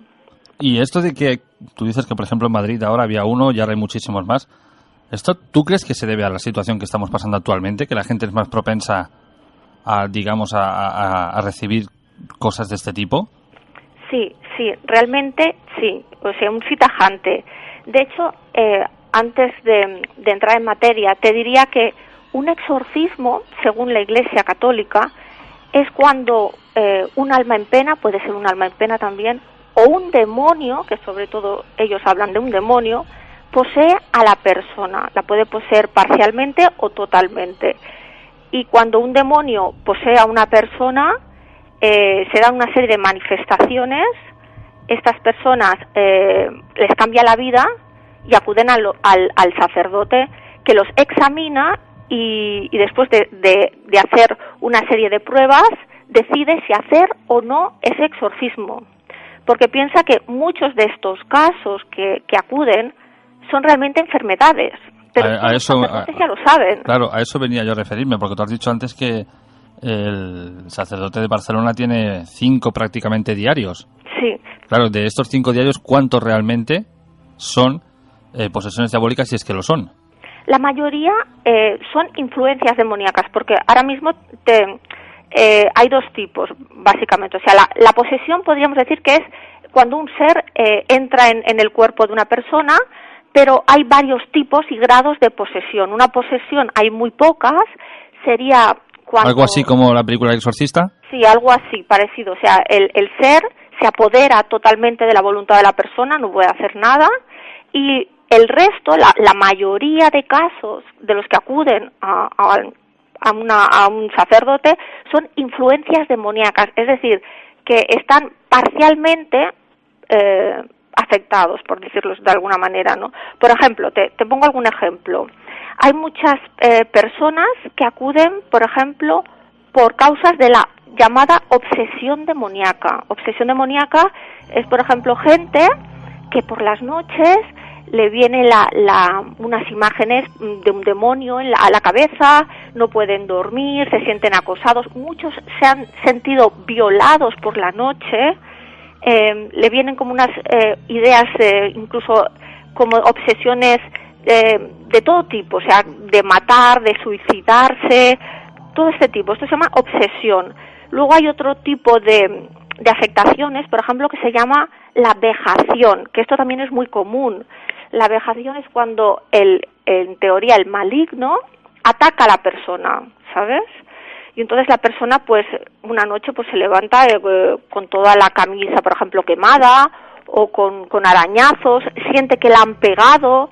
Entonces hay muchos tipos. Hay también lo que sería, por ejemplo, la influencia demoníaca. Entonces es cuando el demonio te afecta, pero no interiormente, sino de una manera exterior, en tus actos, en tu pensamiento. Uno de los determinantes para que una persona esté realmente poseída es la aversión a todo tipo de objeto o cosa religiosa. Y esto es una prueba que los sacerdotes utilizan. Por ejemplo, el Gabriel Amor, que es uno de los exorcistas más conocidos de Roma, él, a la gente que le viene a ver y que solicita sus servicios, él tiene 3 o 4 vasos de agua. Uno de ellos está bendecido.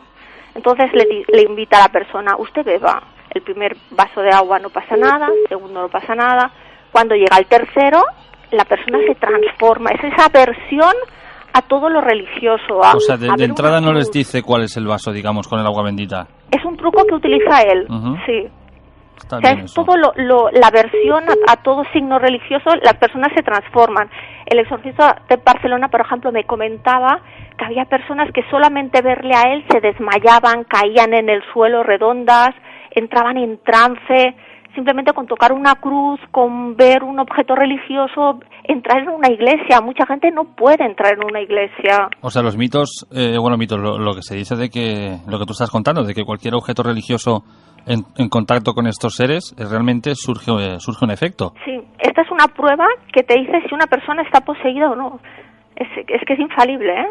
Pues eso me choca más con lo que dices de que parte de la iglesia niega a creer en este ser cuando tienen este tipo de evidencias. Claro.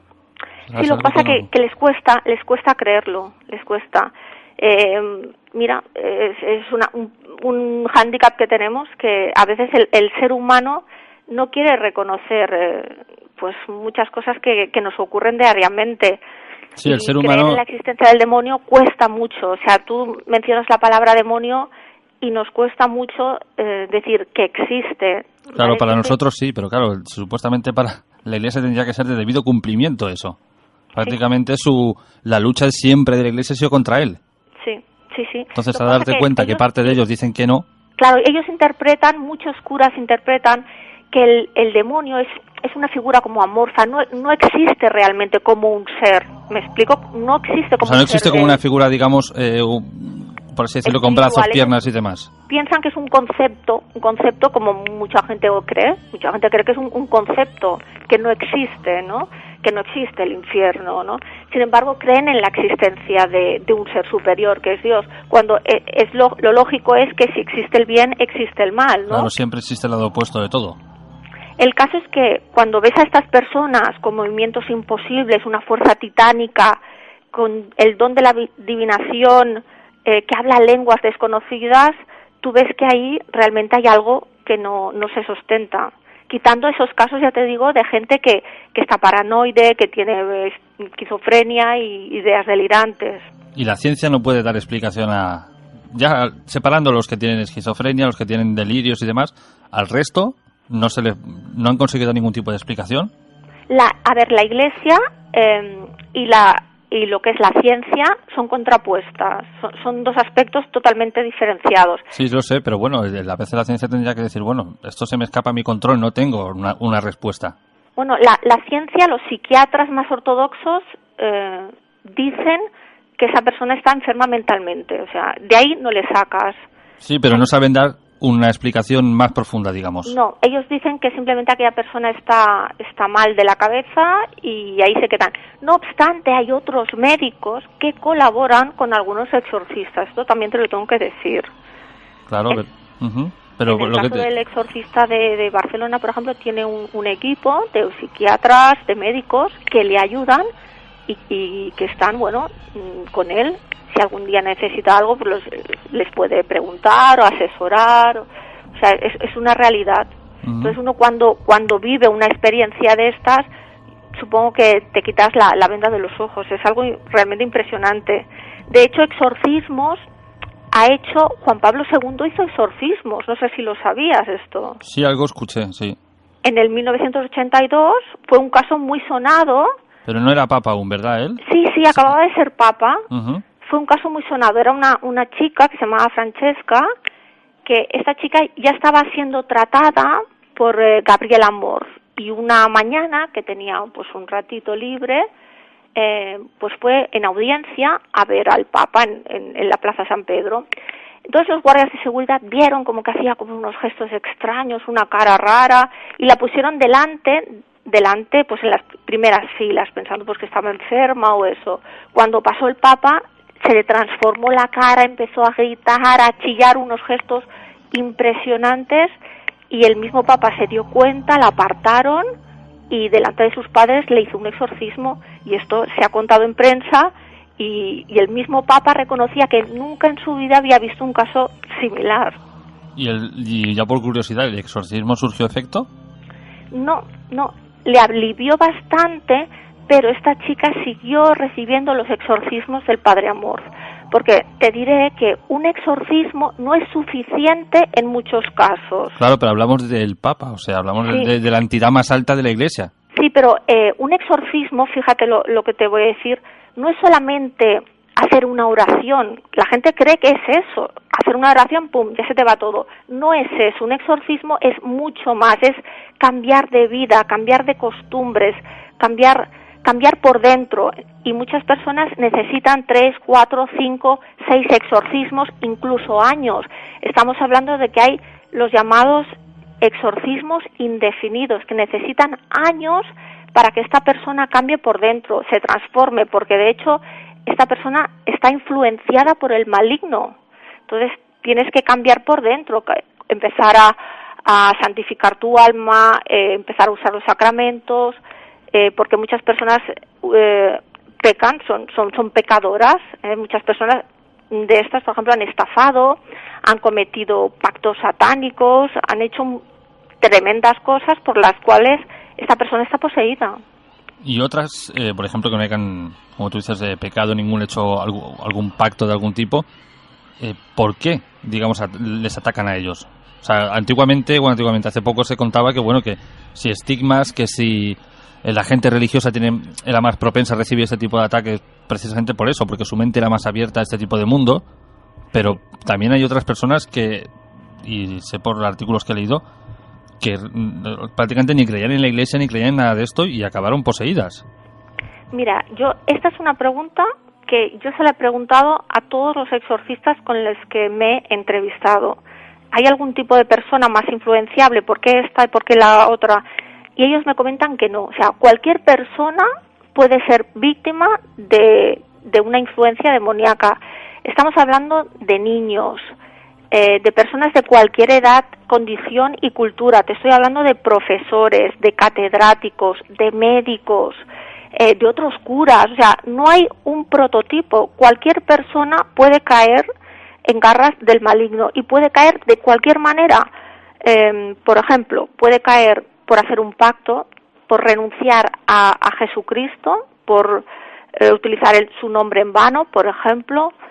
Puede caer por realizar ciertos rituales mágicos, por hacer ouijas, por practicar el reiki o el yoga, fíjate lo que te estoy diciendo, y por causas inexplicables, porque muchos sacerdotes me comentan que muchas veces saben el origen, el supuesto origen, pero muchas veces no saben el origen. Incluso me comentaba, en un caso que me comentó el padre Fortea, que hay casos en los que se hereda. Qué curioso. Me comentó que había un caso de una mujer que estaba poseída y era desde pequeñita estaba poseída y tenía ciertas afectaciones, y su hija también. O sea, es como si el demonio pasara de padres a hijos, algo increíble. Tan increíble. Pero entonces la pregunta habría que hacérselo a ese ser. Pasa que lástima que no se pueda decir a ver en qué se basan para escoger a ciertas personas. No, muchos sacerdotes han hablado con las personas en trance, pero ellos me comentan que no es demasiado útil, porque el demonio te lleva a su terreno y te dirá lo que él quiere que tú sepas.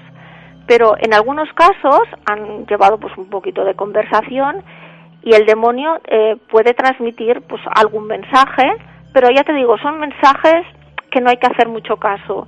Yo me acuerdo un caso que el sacerdote le preguntaba, ¿cuántos estáis? ¿Quiénes sois? Porque parecía que llevaba más de un demonio dentro. Y el individuo en pleno trance dijo, soy una legión, son 5 o 6 mil demonios, llevaba 5 legiones. O sea, eso me recuerda al caso de 5, o sea, 25.000 demonios dentro de él, algo impresionante. Eso me recuerda al caso de Emily Rose, que se ve en la parte de la película, la escena más famosa, que le pregunta ¿cuántos sois? Y empieza a decir somos 1, 2, 3, 4, 5, 6. Dice soy Belial, soy Belcebú, soy Legión, soy Lucifer y 2 o 3 nombres más dice. Sí, es que de hecho muchas veces no está solamente un demonio, sino muchos demonios. Hay muchos tipos de demonios según las funciones que realice. Satanás es el príncipe de los demonios, pero puede haber muchos demonios dentro de la misma persona y no actuar las 24 horas, es decir, que actúan a momentos determinados. De hecho, la importancia de que sea un exorcista por la Iglesia, un sacerdote, esa es la importancia de realizar bien un exorcismo, porque un exorcista actúa en nombre de Dios, ¿vale? Un esoterista, un mago, cualquiera de estas personas, te puede quitar en un momento dado ese demonio, pero es algo temporal. En cambio, un exorcista actúa en nombre de Dios y es Dios quien quita el demonio a esa persona. De hecho, es lo que te decía, que no es solamente una oración, sino que esa persona de alguna manera se tiene que redimir, tiene que cambiar de vida, su forma de actuar, sus costumbres, para que al final se libere, porque el hecho está en que se tiene que liberar de esa fuerza maléfica que no le deja vivir, que realmente pues su vida queda anulada. Son gente, muchos de ellos, que se intentan suicidar, están viviendo una tortura diaria. ¿Y alguna vez, supongo, yo por lo menos lo haría en curiosidad de preguntarle a un sacerdote de estos si conoce algún caso en el que la persona poseída haya sido, como tú has dicho, poseída por el príncipe de las tinieblas? Sí, muchos, sí, muchos. O sea, realmente lo hay, que Satanás directamente ha entrado en el cuerpo de alguien. Sí, por el mismo Satanás o algún acólito de Satanás. De hecho, también no solo son personas las que están endemoniadas, también hay cosas, objetos y lugares, que yo es una cosa que no sabía. Lugares donde, por ejemplo, pues se han celebrado prácticas satánicas, ha habido algún crimen. Son lugares que también quedan pues un poco marcados. Y igual pasa con los objetos. O sea, lugares, por ejemplo, de los que muchas veces nos gusta investigar a nosotros, lugares así abandonados, que supuestamente hay historias, aunque no pase nada, si se practican rituales satánicos puede quedar algo ahí dentro. Sí, según los sacerdotes a los que yo he entrevistado, ellos me comentan que hay unos lugares donde esa sintonía con el maligno existe, y porque se ha llevado a cabo pues algún ritual, ha habido un hecho, pues un asesinato o algún acto mágico, un ritual que ha quedado pues impregnado todo el lugar, sí. Bueno, es bueno saberlo. Y cuando cuentan los sacerdotes que a alguien lo han poseído, digamos, el Satanás o Lucifer, su manera de actuar es más agresiva que el resto, o sea, por decir, ya que es digamos, la máxima autoridad en el tema del inframundo y demás, o sea, sus posesiones suelen ser más fuertes. Depende de la persona y del momento. O sea, cuando una persona está poseída, no está poseída las 24 horas del día, ¿vale? Cuando una persona está poseída, la posesión, te hablo del grado máximo, cuando el demonio posee completamente a esa persona, el demonio actúa cuando quiere y a la hora que quiere, y la persona es un pelele auténtico. Normalmente cuando el demonio entra en posesión de esa persona entra en trance, y ese trance puede sobrevenir en cualquier momento. Suele aparecer el trance cuando está en contacto con algún elemento religioso que te decía. Pero, por ejemplo, esa persona puede actuar normalmente en su casa y de repente pues le viene el trance, ¿no?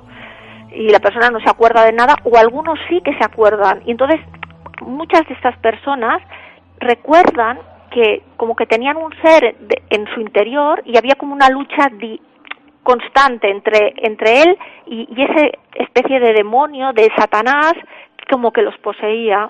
Había una lucha interior. Claro, la pregunta es ¿con qué finalidad poseen a la gente? Porque básicamente tampoco, por lo que se cuenta, mucha utilidad no es que tenga, digamos. Mira, la finalidad es clara. Satanás lo que quiere es apartarnos de Dios. Esa es la finalidad del Satanás.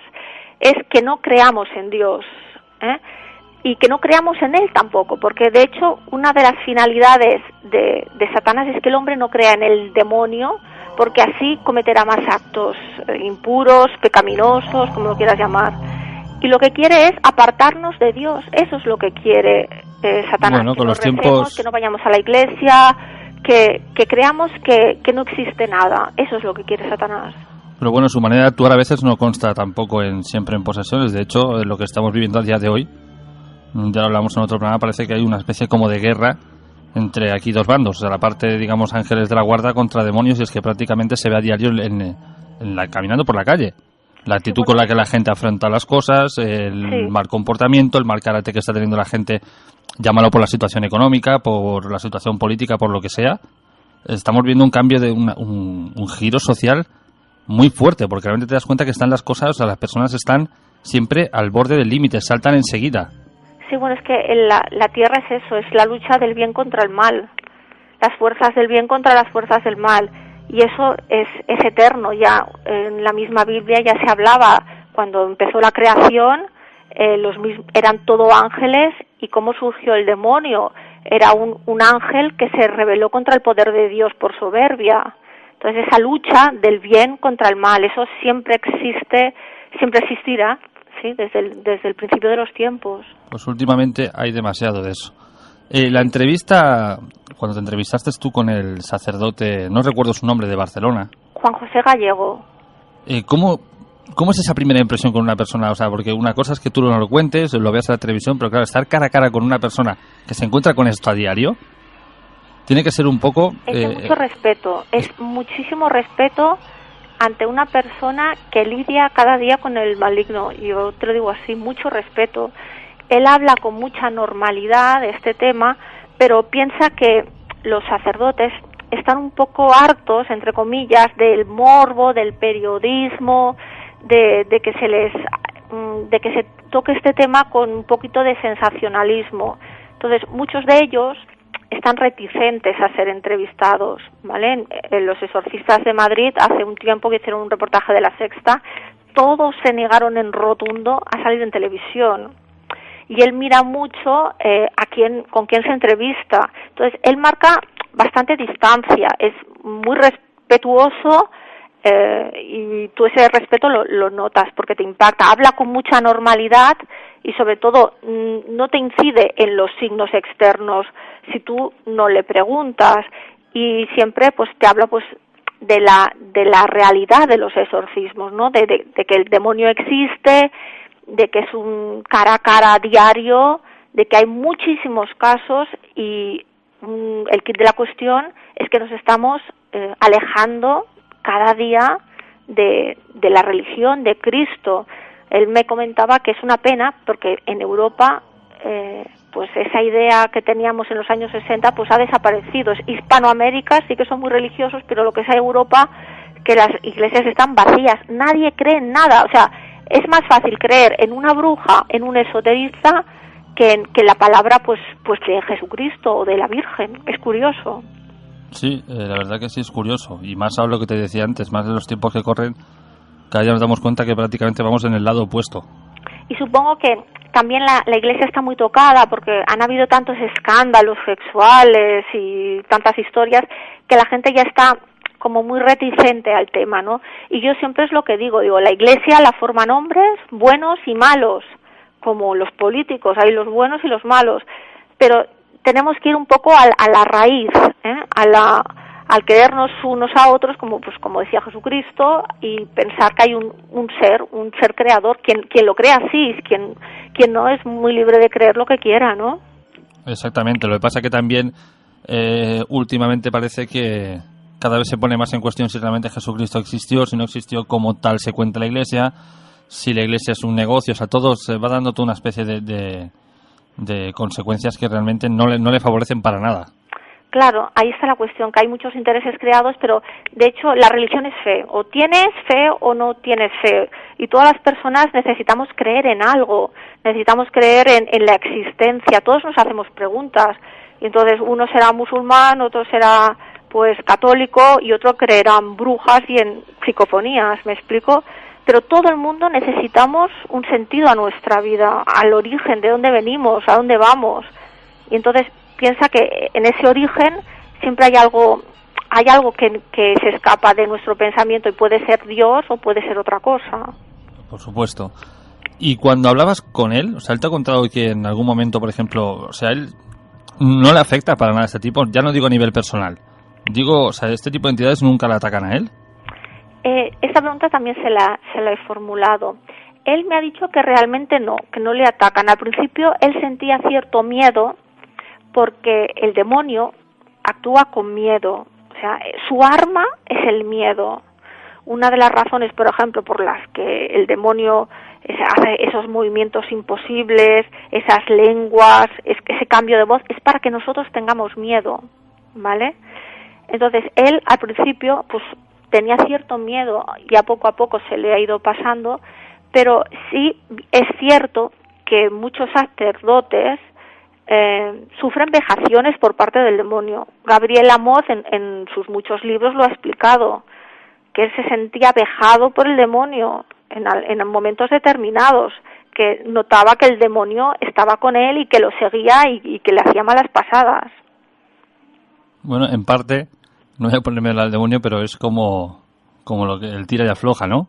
Sí. Por decirlo de alguna manera, el sacerdote intenta quitarlo de en medio y el otro va haciéndole la puñeta. Ahí está. ¿Y alguna experiencia concreta, o sea, más dura que otra, que te haya contado el sacerdote de Barcelona que recuerde, especialmente sobre otras que haya tenido? ¿Alguna experiencia que él haya vivido de primera mano? De primera mano, decir, esta me impresionó más que el resto. Todas son bastante fuertes las que me ha explicado, pero sobre todo, por ejemplo, te contaré una de que había un chico que venía me dijo de Valencia, y este chico era imposible. O sea, él venía, es un chico jovencito, y en el momento en que llegaba al despacho es que se transformaba, perdía la conciencia, y se transformaba completamente. Y este era un caso que él estaba obsesionado porque no había manera. Le hacía el exorcismo y parecía que sí, que mejoraba. Y luego sus padres le llamaban que estaba peor. En su casa, pues él amanecía con la camisa totalmente quemada, con rasguños en la espalda. Era un sinvivir, el chico estaba a punto de suicidarse. Y ese era un caso que él me comentaba que era terrible, porque cuando él empezaba a hacer el ritual romano del exorcismo se transformaba de tal manera, o sea, parecía un animal, pero de verdad auténtico, porque una de las cualidades que tienen los poseídos es que el demonio lo somete tanto a las personas que las personas se transforman en animales. Me comentaba también un caso de una mujer ecuatoriana que cuando empezaba a hacer el exorcismo reptaba como una serpiente. Dice, ¿cómo es posible que reptara de esta manera y sacaba la lengua como si fuera una serpiente? Muchos casos, o sea, es como si el demonio quisiera vejar de tal manera a la persona que la convierte como en un pelele. Entonces les hace reaccionar, o sea, como humillándolos, convirtiéndolos en animales. Yo es que cuando vi el reportaje que pusisteis en el festival recuerdo una parte en especial que decía él de una chica pero es que no recuerdo bien al 100%, pero algo así como que una chica lo venía a visitar, creo que era con el novio, y en la misma, digamos, en el mismo vestíbulo tuvo que hacer el exorcismo, no llegó ni a pasar de la puerta. Sí. Y que la gente de la calle lo vio. Es que tienen el síntoma más claro que te comentaba, era la aversión a todo signo religioso. Entonces, nada más entrar, era en la puerta, le viene el ataque de trance y caen desplomadas y empieza pues todo esos signos externos tan agresivos. Pero es la aversión a todo lo religioso. Es que es uno de los puntos fundamentales cuando una persona pues rechaza todo lo que es la religión. Yo recuerdo un caso también de una persona, de otro exorcista, que comentaba que él iba en coche, la persona poseída iba en coche, y en un momento dado se tenía que bajar del coche, no podía más, porque es que no podía avanzar. ¿Y qué pasaba? Que había entrado en un terreno religioso, era un antiguo cementerio, estaba como sagrado y no podía pasar él con el coche. Se tuvo que bajar, apartar del lugar, y él no lo sabía, pero es que era ya los primeros signos. O sea, todo lo religioso, la gente que realmente está poseída no lo puede soportar. Ya veo, ya. ¿Y el manual que utilizan ellos, digamos, para hacer el exorcismo, no es la Biblia común, verdad? No, lo que utilizan ellos es el llamado ritual romano del exorcismo. La última revisión es la del 1999 y antiguamente se hacía el exorcismo en latín. Y una de las cosas, como funcionaba antiguamente el ritual, es que le preguntabas al demonio cómo se llamaba. Entonces el demonio tenía la obligación de contestarte. Entonces tú una vez que te decía el nombre, lo repetías y empezabas el ritual llamándole al demonio con ese nombre, ¿no? Un poco para quitarle la fuerza. En esta nueva ritual que ahora mismo se utiliza, el del 1999, ya el latín se retiró, ya se habla pues en la lengua de cada país y ya no es necesario preguntarle el nombre a Satanás, por decirlo de alguna manera. Todo y que algunos exorcistas de la vieja escuela, como Amorth o el Padre Salvador de Murcia, les gusta utilizar el antiguo ritual romano, que dicen que es más efectivo. Bueno, quizás si sabes el nombre del ente al que te estás dirigiendo, quizás suena como que es un poco ya más personal, como que ya vas directamente hacia él. Parece como que le quitas la fuerza. Exactamente. No es lo mismo que tener algo oculto, que realmente saber, pues ese es el nombre, pues entonces voy a por ti. Claro, parece, eso dicen, pero yo le comenté al exorcista de Barcelona que cuál creía que era más eficaz, el ritual romano nuevo o el antiguo, y él me dijo que los dos son igual de efectivos, porque no se trata de que hagas mejor o peor la oración, de que nombres esto o que dejes de nombrar lo otro, porque entonces serían meros sanadores, y un exorcismo realmente es lo que te decía, es mucho más, es acercar a la persona a Dios, y es un proceso y a veces largo y de muchos años. Piensa que él incluso tiene personas poseídas, influenciadas por el maligno desde hace 5 y 6 años. Madre mía. pero esto es constante, o sea, una persona que está realmente poseída por una fuerza maléfica, no es fácil alejar esa fuerza maléfica de la persona si la persona no quiere cambiar. Claro, eso es lo que antes me refería, o sea, no hay actitudes, digamos, que atraen este tipo de entidades, pero sin embargo parece que una vez te van exorcizando, tienes que llevar una vida diferente a la que llevabas. Exacto, por ejemplo, una de las cosas importantes que tienes que hacer es rezar. Rezar es un arma importante para luchar contra el maligno y sobre todo recibir los sacramentos. Esto es importantísimo. Entonces, si la persona, pues mira, le hacen el exorcismo pero no reza y no recibe ningún sacramento, pues es un campo de cultivo para que sea pues otra vez captado por un demonio. Y además el demonio, cuando encuentra un cuerpo en el que aposentarse, tiene una vía fácil de acceso, o sea, es una víctima que ya conoce, entonces tiene ganas de apoderarse de ese ser. Y es esa guerra del bien contra el mal, o sea, el demonio es un ser muy, muy poderoso y muy, muy inteligente. Ya veo. Entonces ellos, por lo visto, los demonios no pueden presentarse en nuestro mundo, digamos, como figuras. Nos necesitan a nosotros como vehículo. O sea, el demonio es un ser espiritual, no tiene cuerpo, ¿vale? Es un espíritu y es muy poderoso. Entonces, ¿cómo actúa? Pues actúa de mil maneras y una de las maneras que actúa es tentando al hombre para que cometamos pues aberraciones, para que nos matemos, para que hagamos guerras, para que hagamos atrocidades, para que nos suicidemos, para que matemos a otras personas, para que robemos, estafemos. Tú dices que que es espiritual, pero como hay gente que, por ejemplo, dice que ve a la Virgen de cuerpo o que ven a algún ángel como si tuviera forma humana, parece ser que los demonios no los ven así. Bueno, hay de todo, hay algunos poseídos que dicen ver al demonio. Muchos de los que acuden a las consultas dicen que ven unas imágenes en su mente, dicen que son hablados por entidades malignas y esto se lo cuentan a los sacerdotes, ¿sí? Tú has dicho antes que si el sacerdote le pregunta el nombre, está obligado a decirlo. En el antiguo ritual romano es una de los condicionantes, pedirle el nombre. Y está obligado porque, como habla en nombre de Dios, y Dios es todopoderoso, y es el único que puede mandar a un demonio es Dios. Entonces está obligado a decirlo, y lo acaba diciendo. Tarda más o menos, pero lo acaba diciendo. Claro, porque mi pregunta es esa, si representan todo lo opuesto a la religión católica, todo lo opuesto a Dios, o sea, que le preguntara el nombre, pues... contestar es como que estás haciendo, digamos, lo contrario a lo que estás accediendo al poder, claro. O sea, en el momento que dices tu nombre, como que te dejas ir un poco tu fuerza, ¿no? Porque exactamente. Sí. El ritual romano porque mucha gente seguramente hoy en día en San Google lo querrán encontrar todo. Esto no se encuentra, ¿verdad?, por internet. En internet hay alguna versión, pero realmente las oraciones las tienen muy bien guardadas los sacerdotes. Hay alguna versión que circula por internet, pero yo no me atrevería a decir que es el ritual auténtico, ¿eh? Hoy en día en internet hay mucha mentira, hay mucho engaño. Demasiado. Sí. ¿Y llevar, por ejemplo, algún amuleto encima siempre?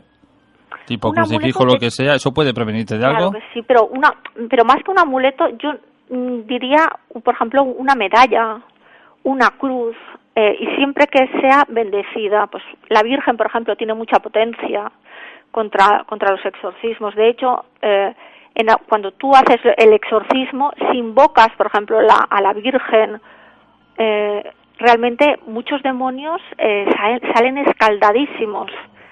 Tiene una fuerza increíble la Virgen. Sí, porque dicen que es santa, es una figura que representa la santidad y bueno, todo esto es en contra pues de las fuerzas maléficas. Y para la gente que oiga, que nos esté escuchando, ¿qué síntomas tendrá que presentar la persona, más o menos, para que tenga que acudir a un tipo de sacerdote de este tipo?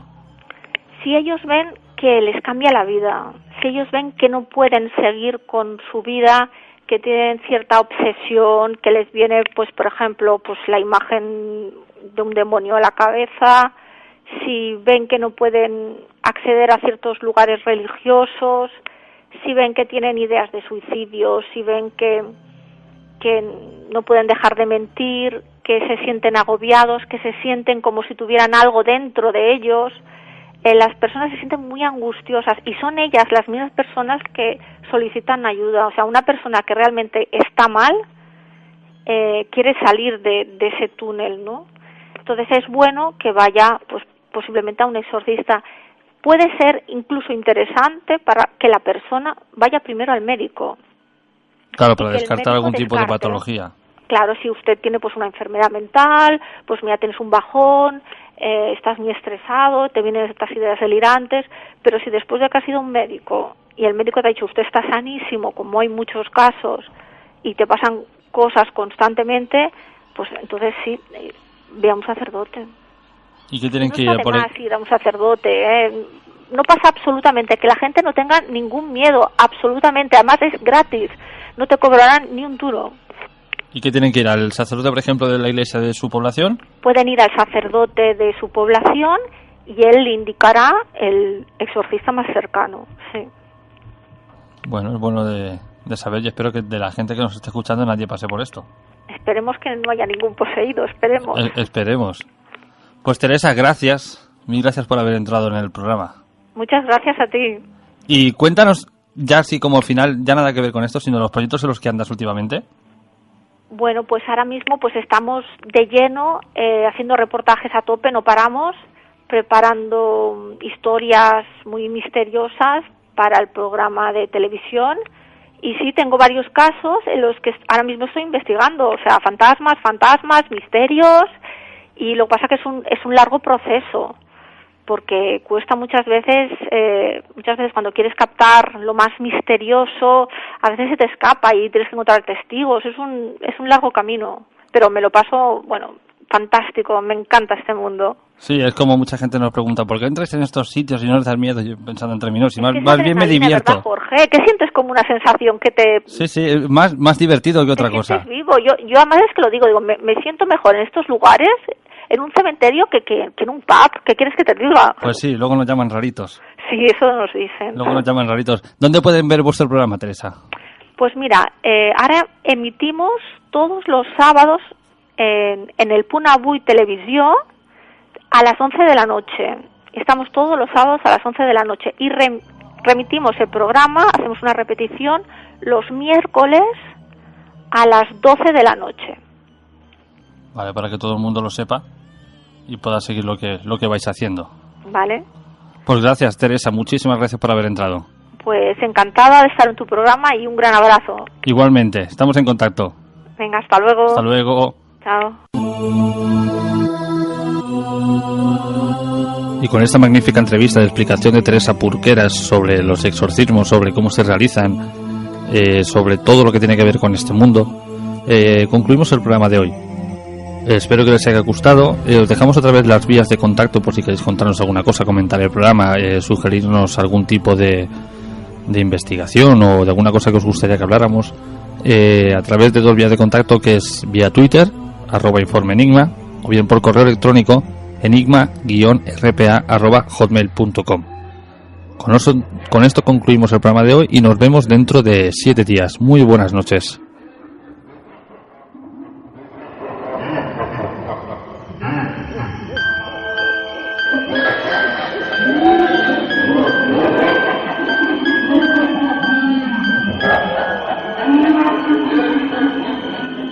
Escoltes Informe Enigma.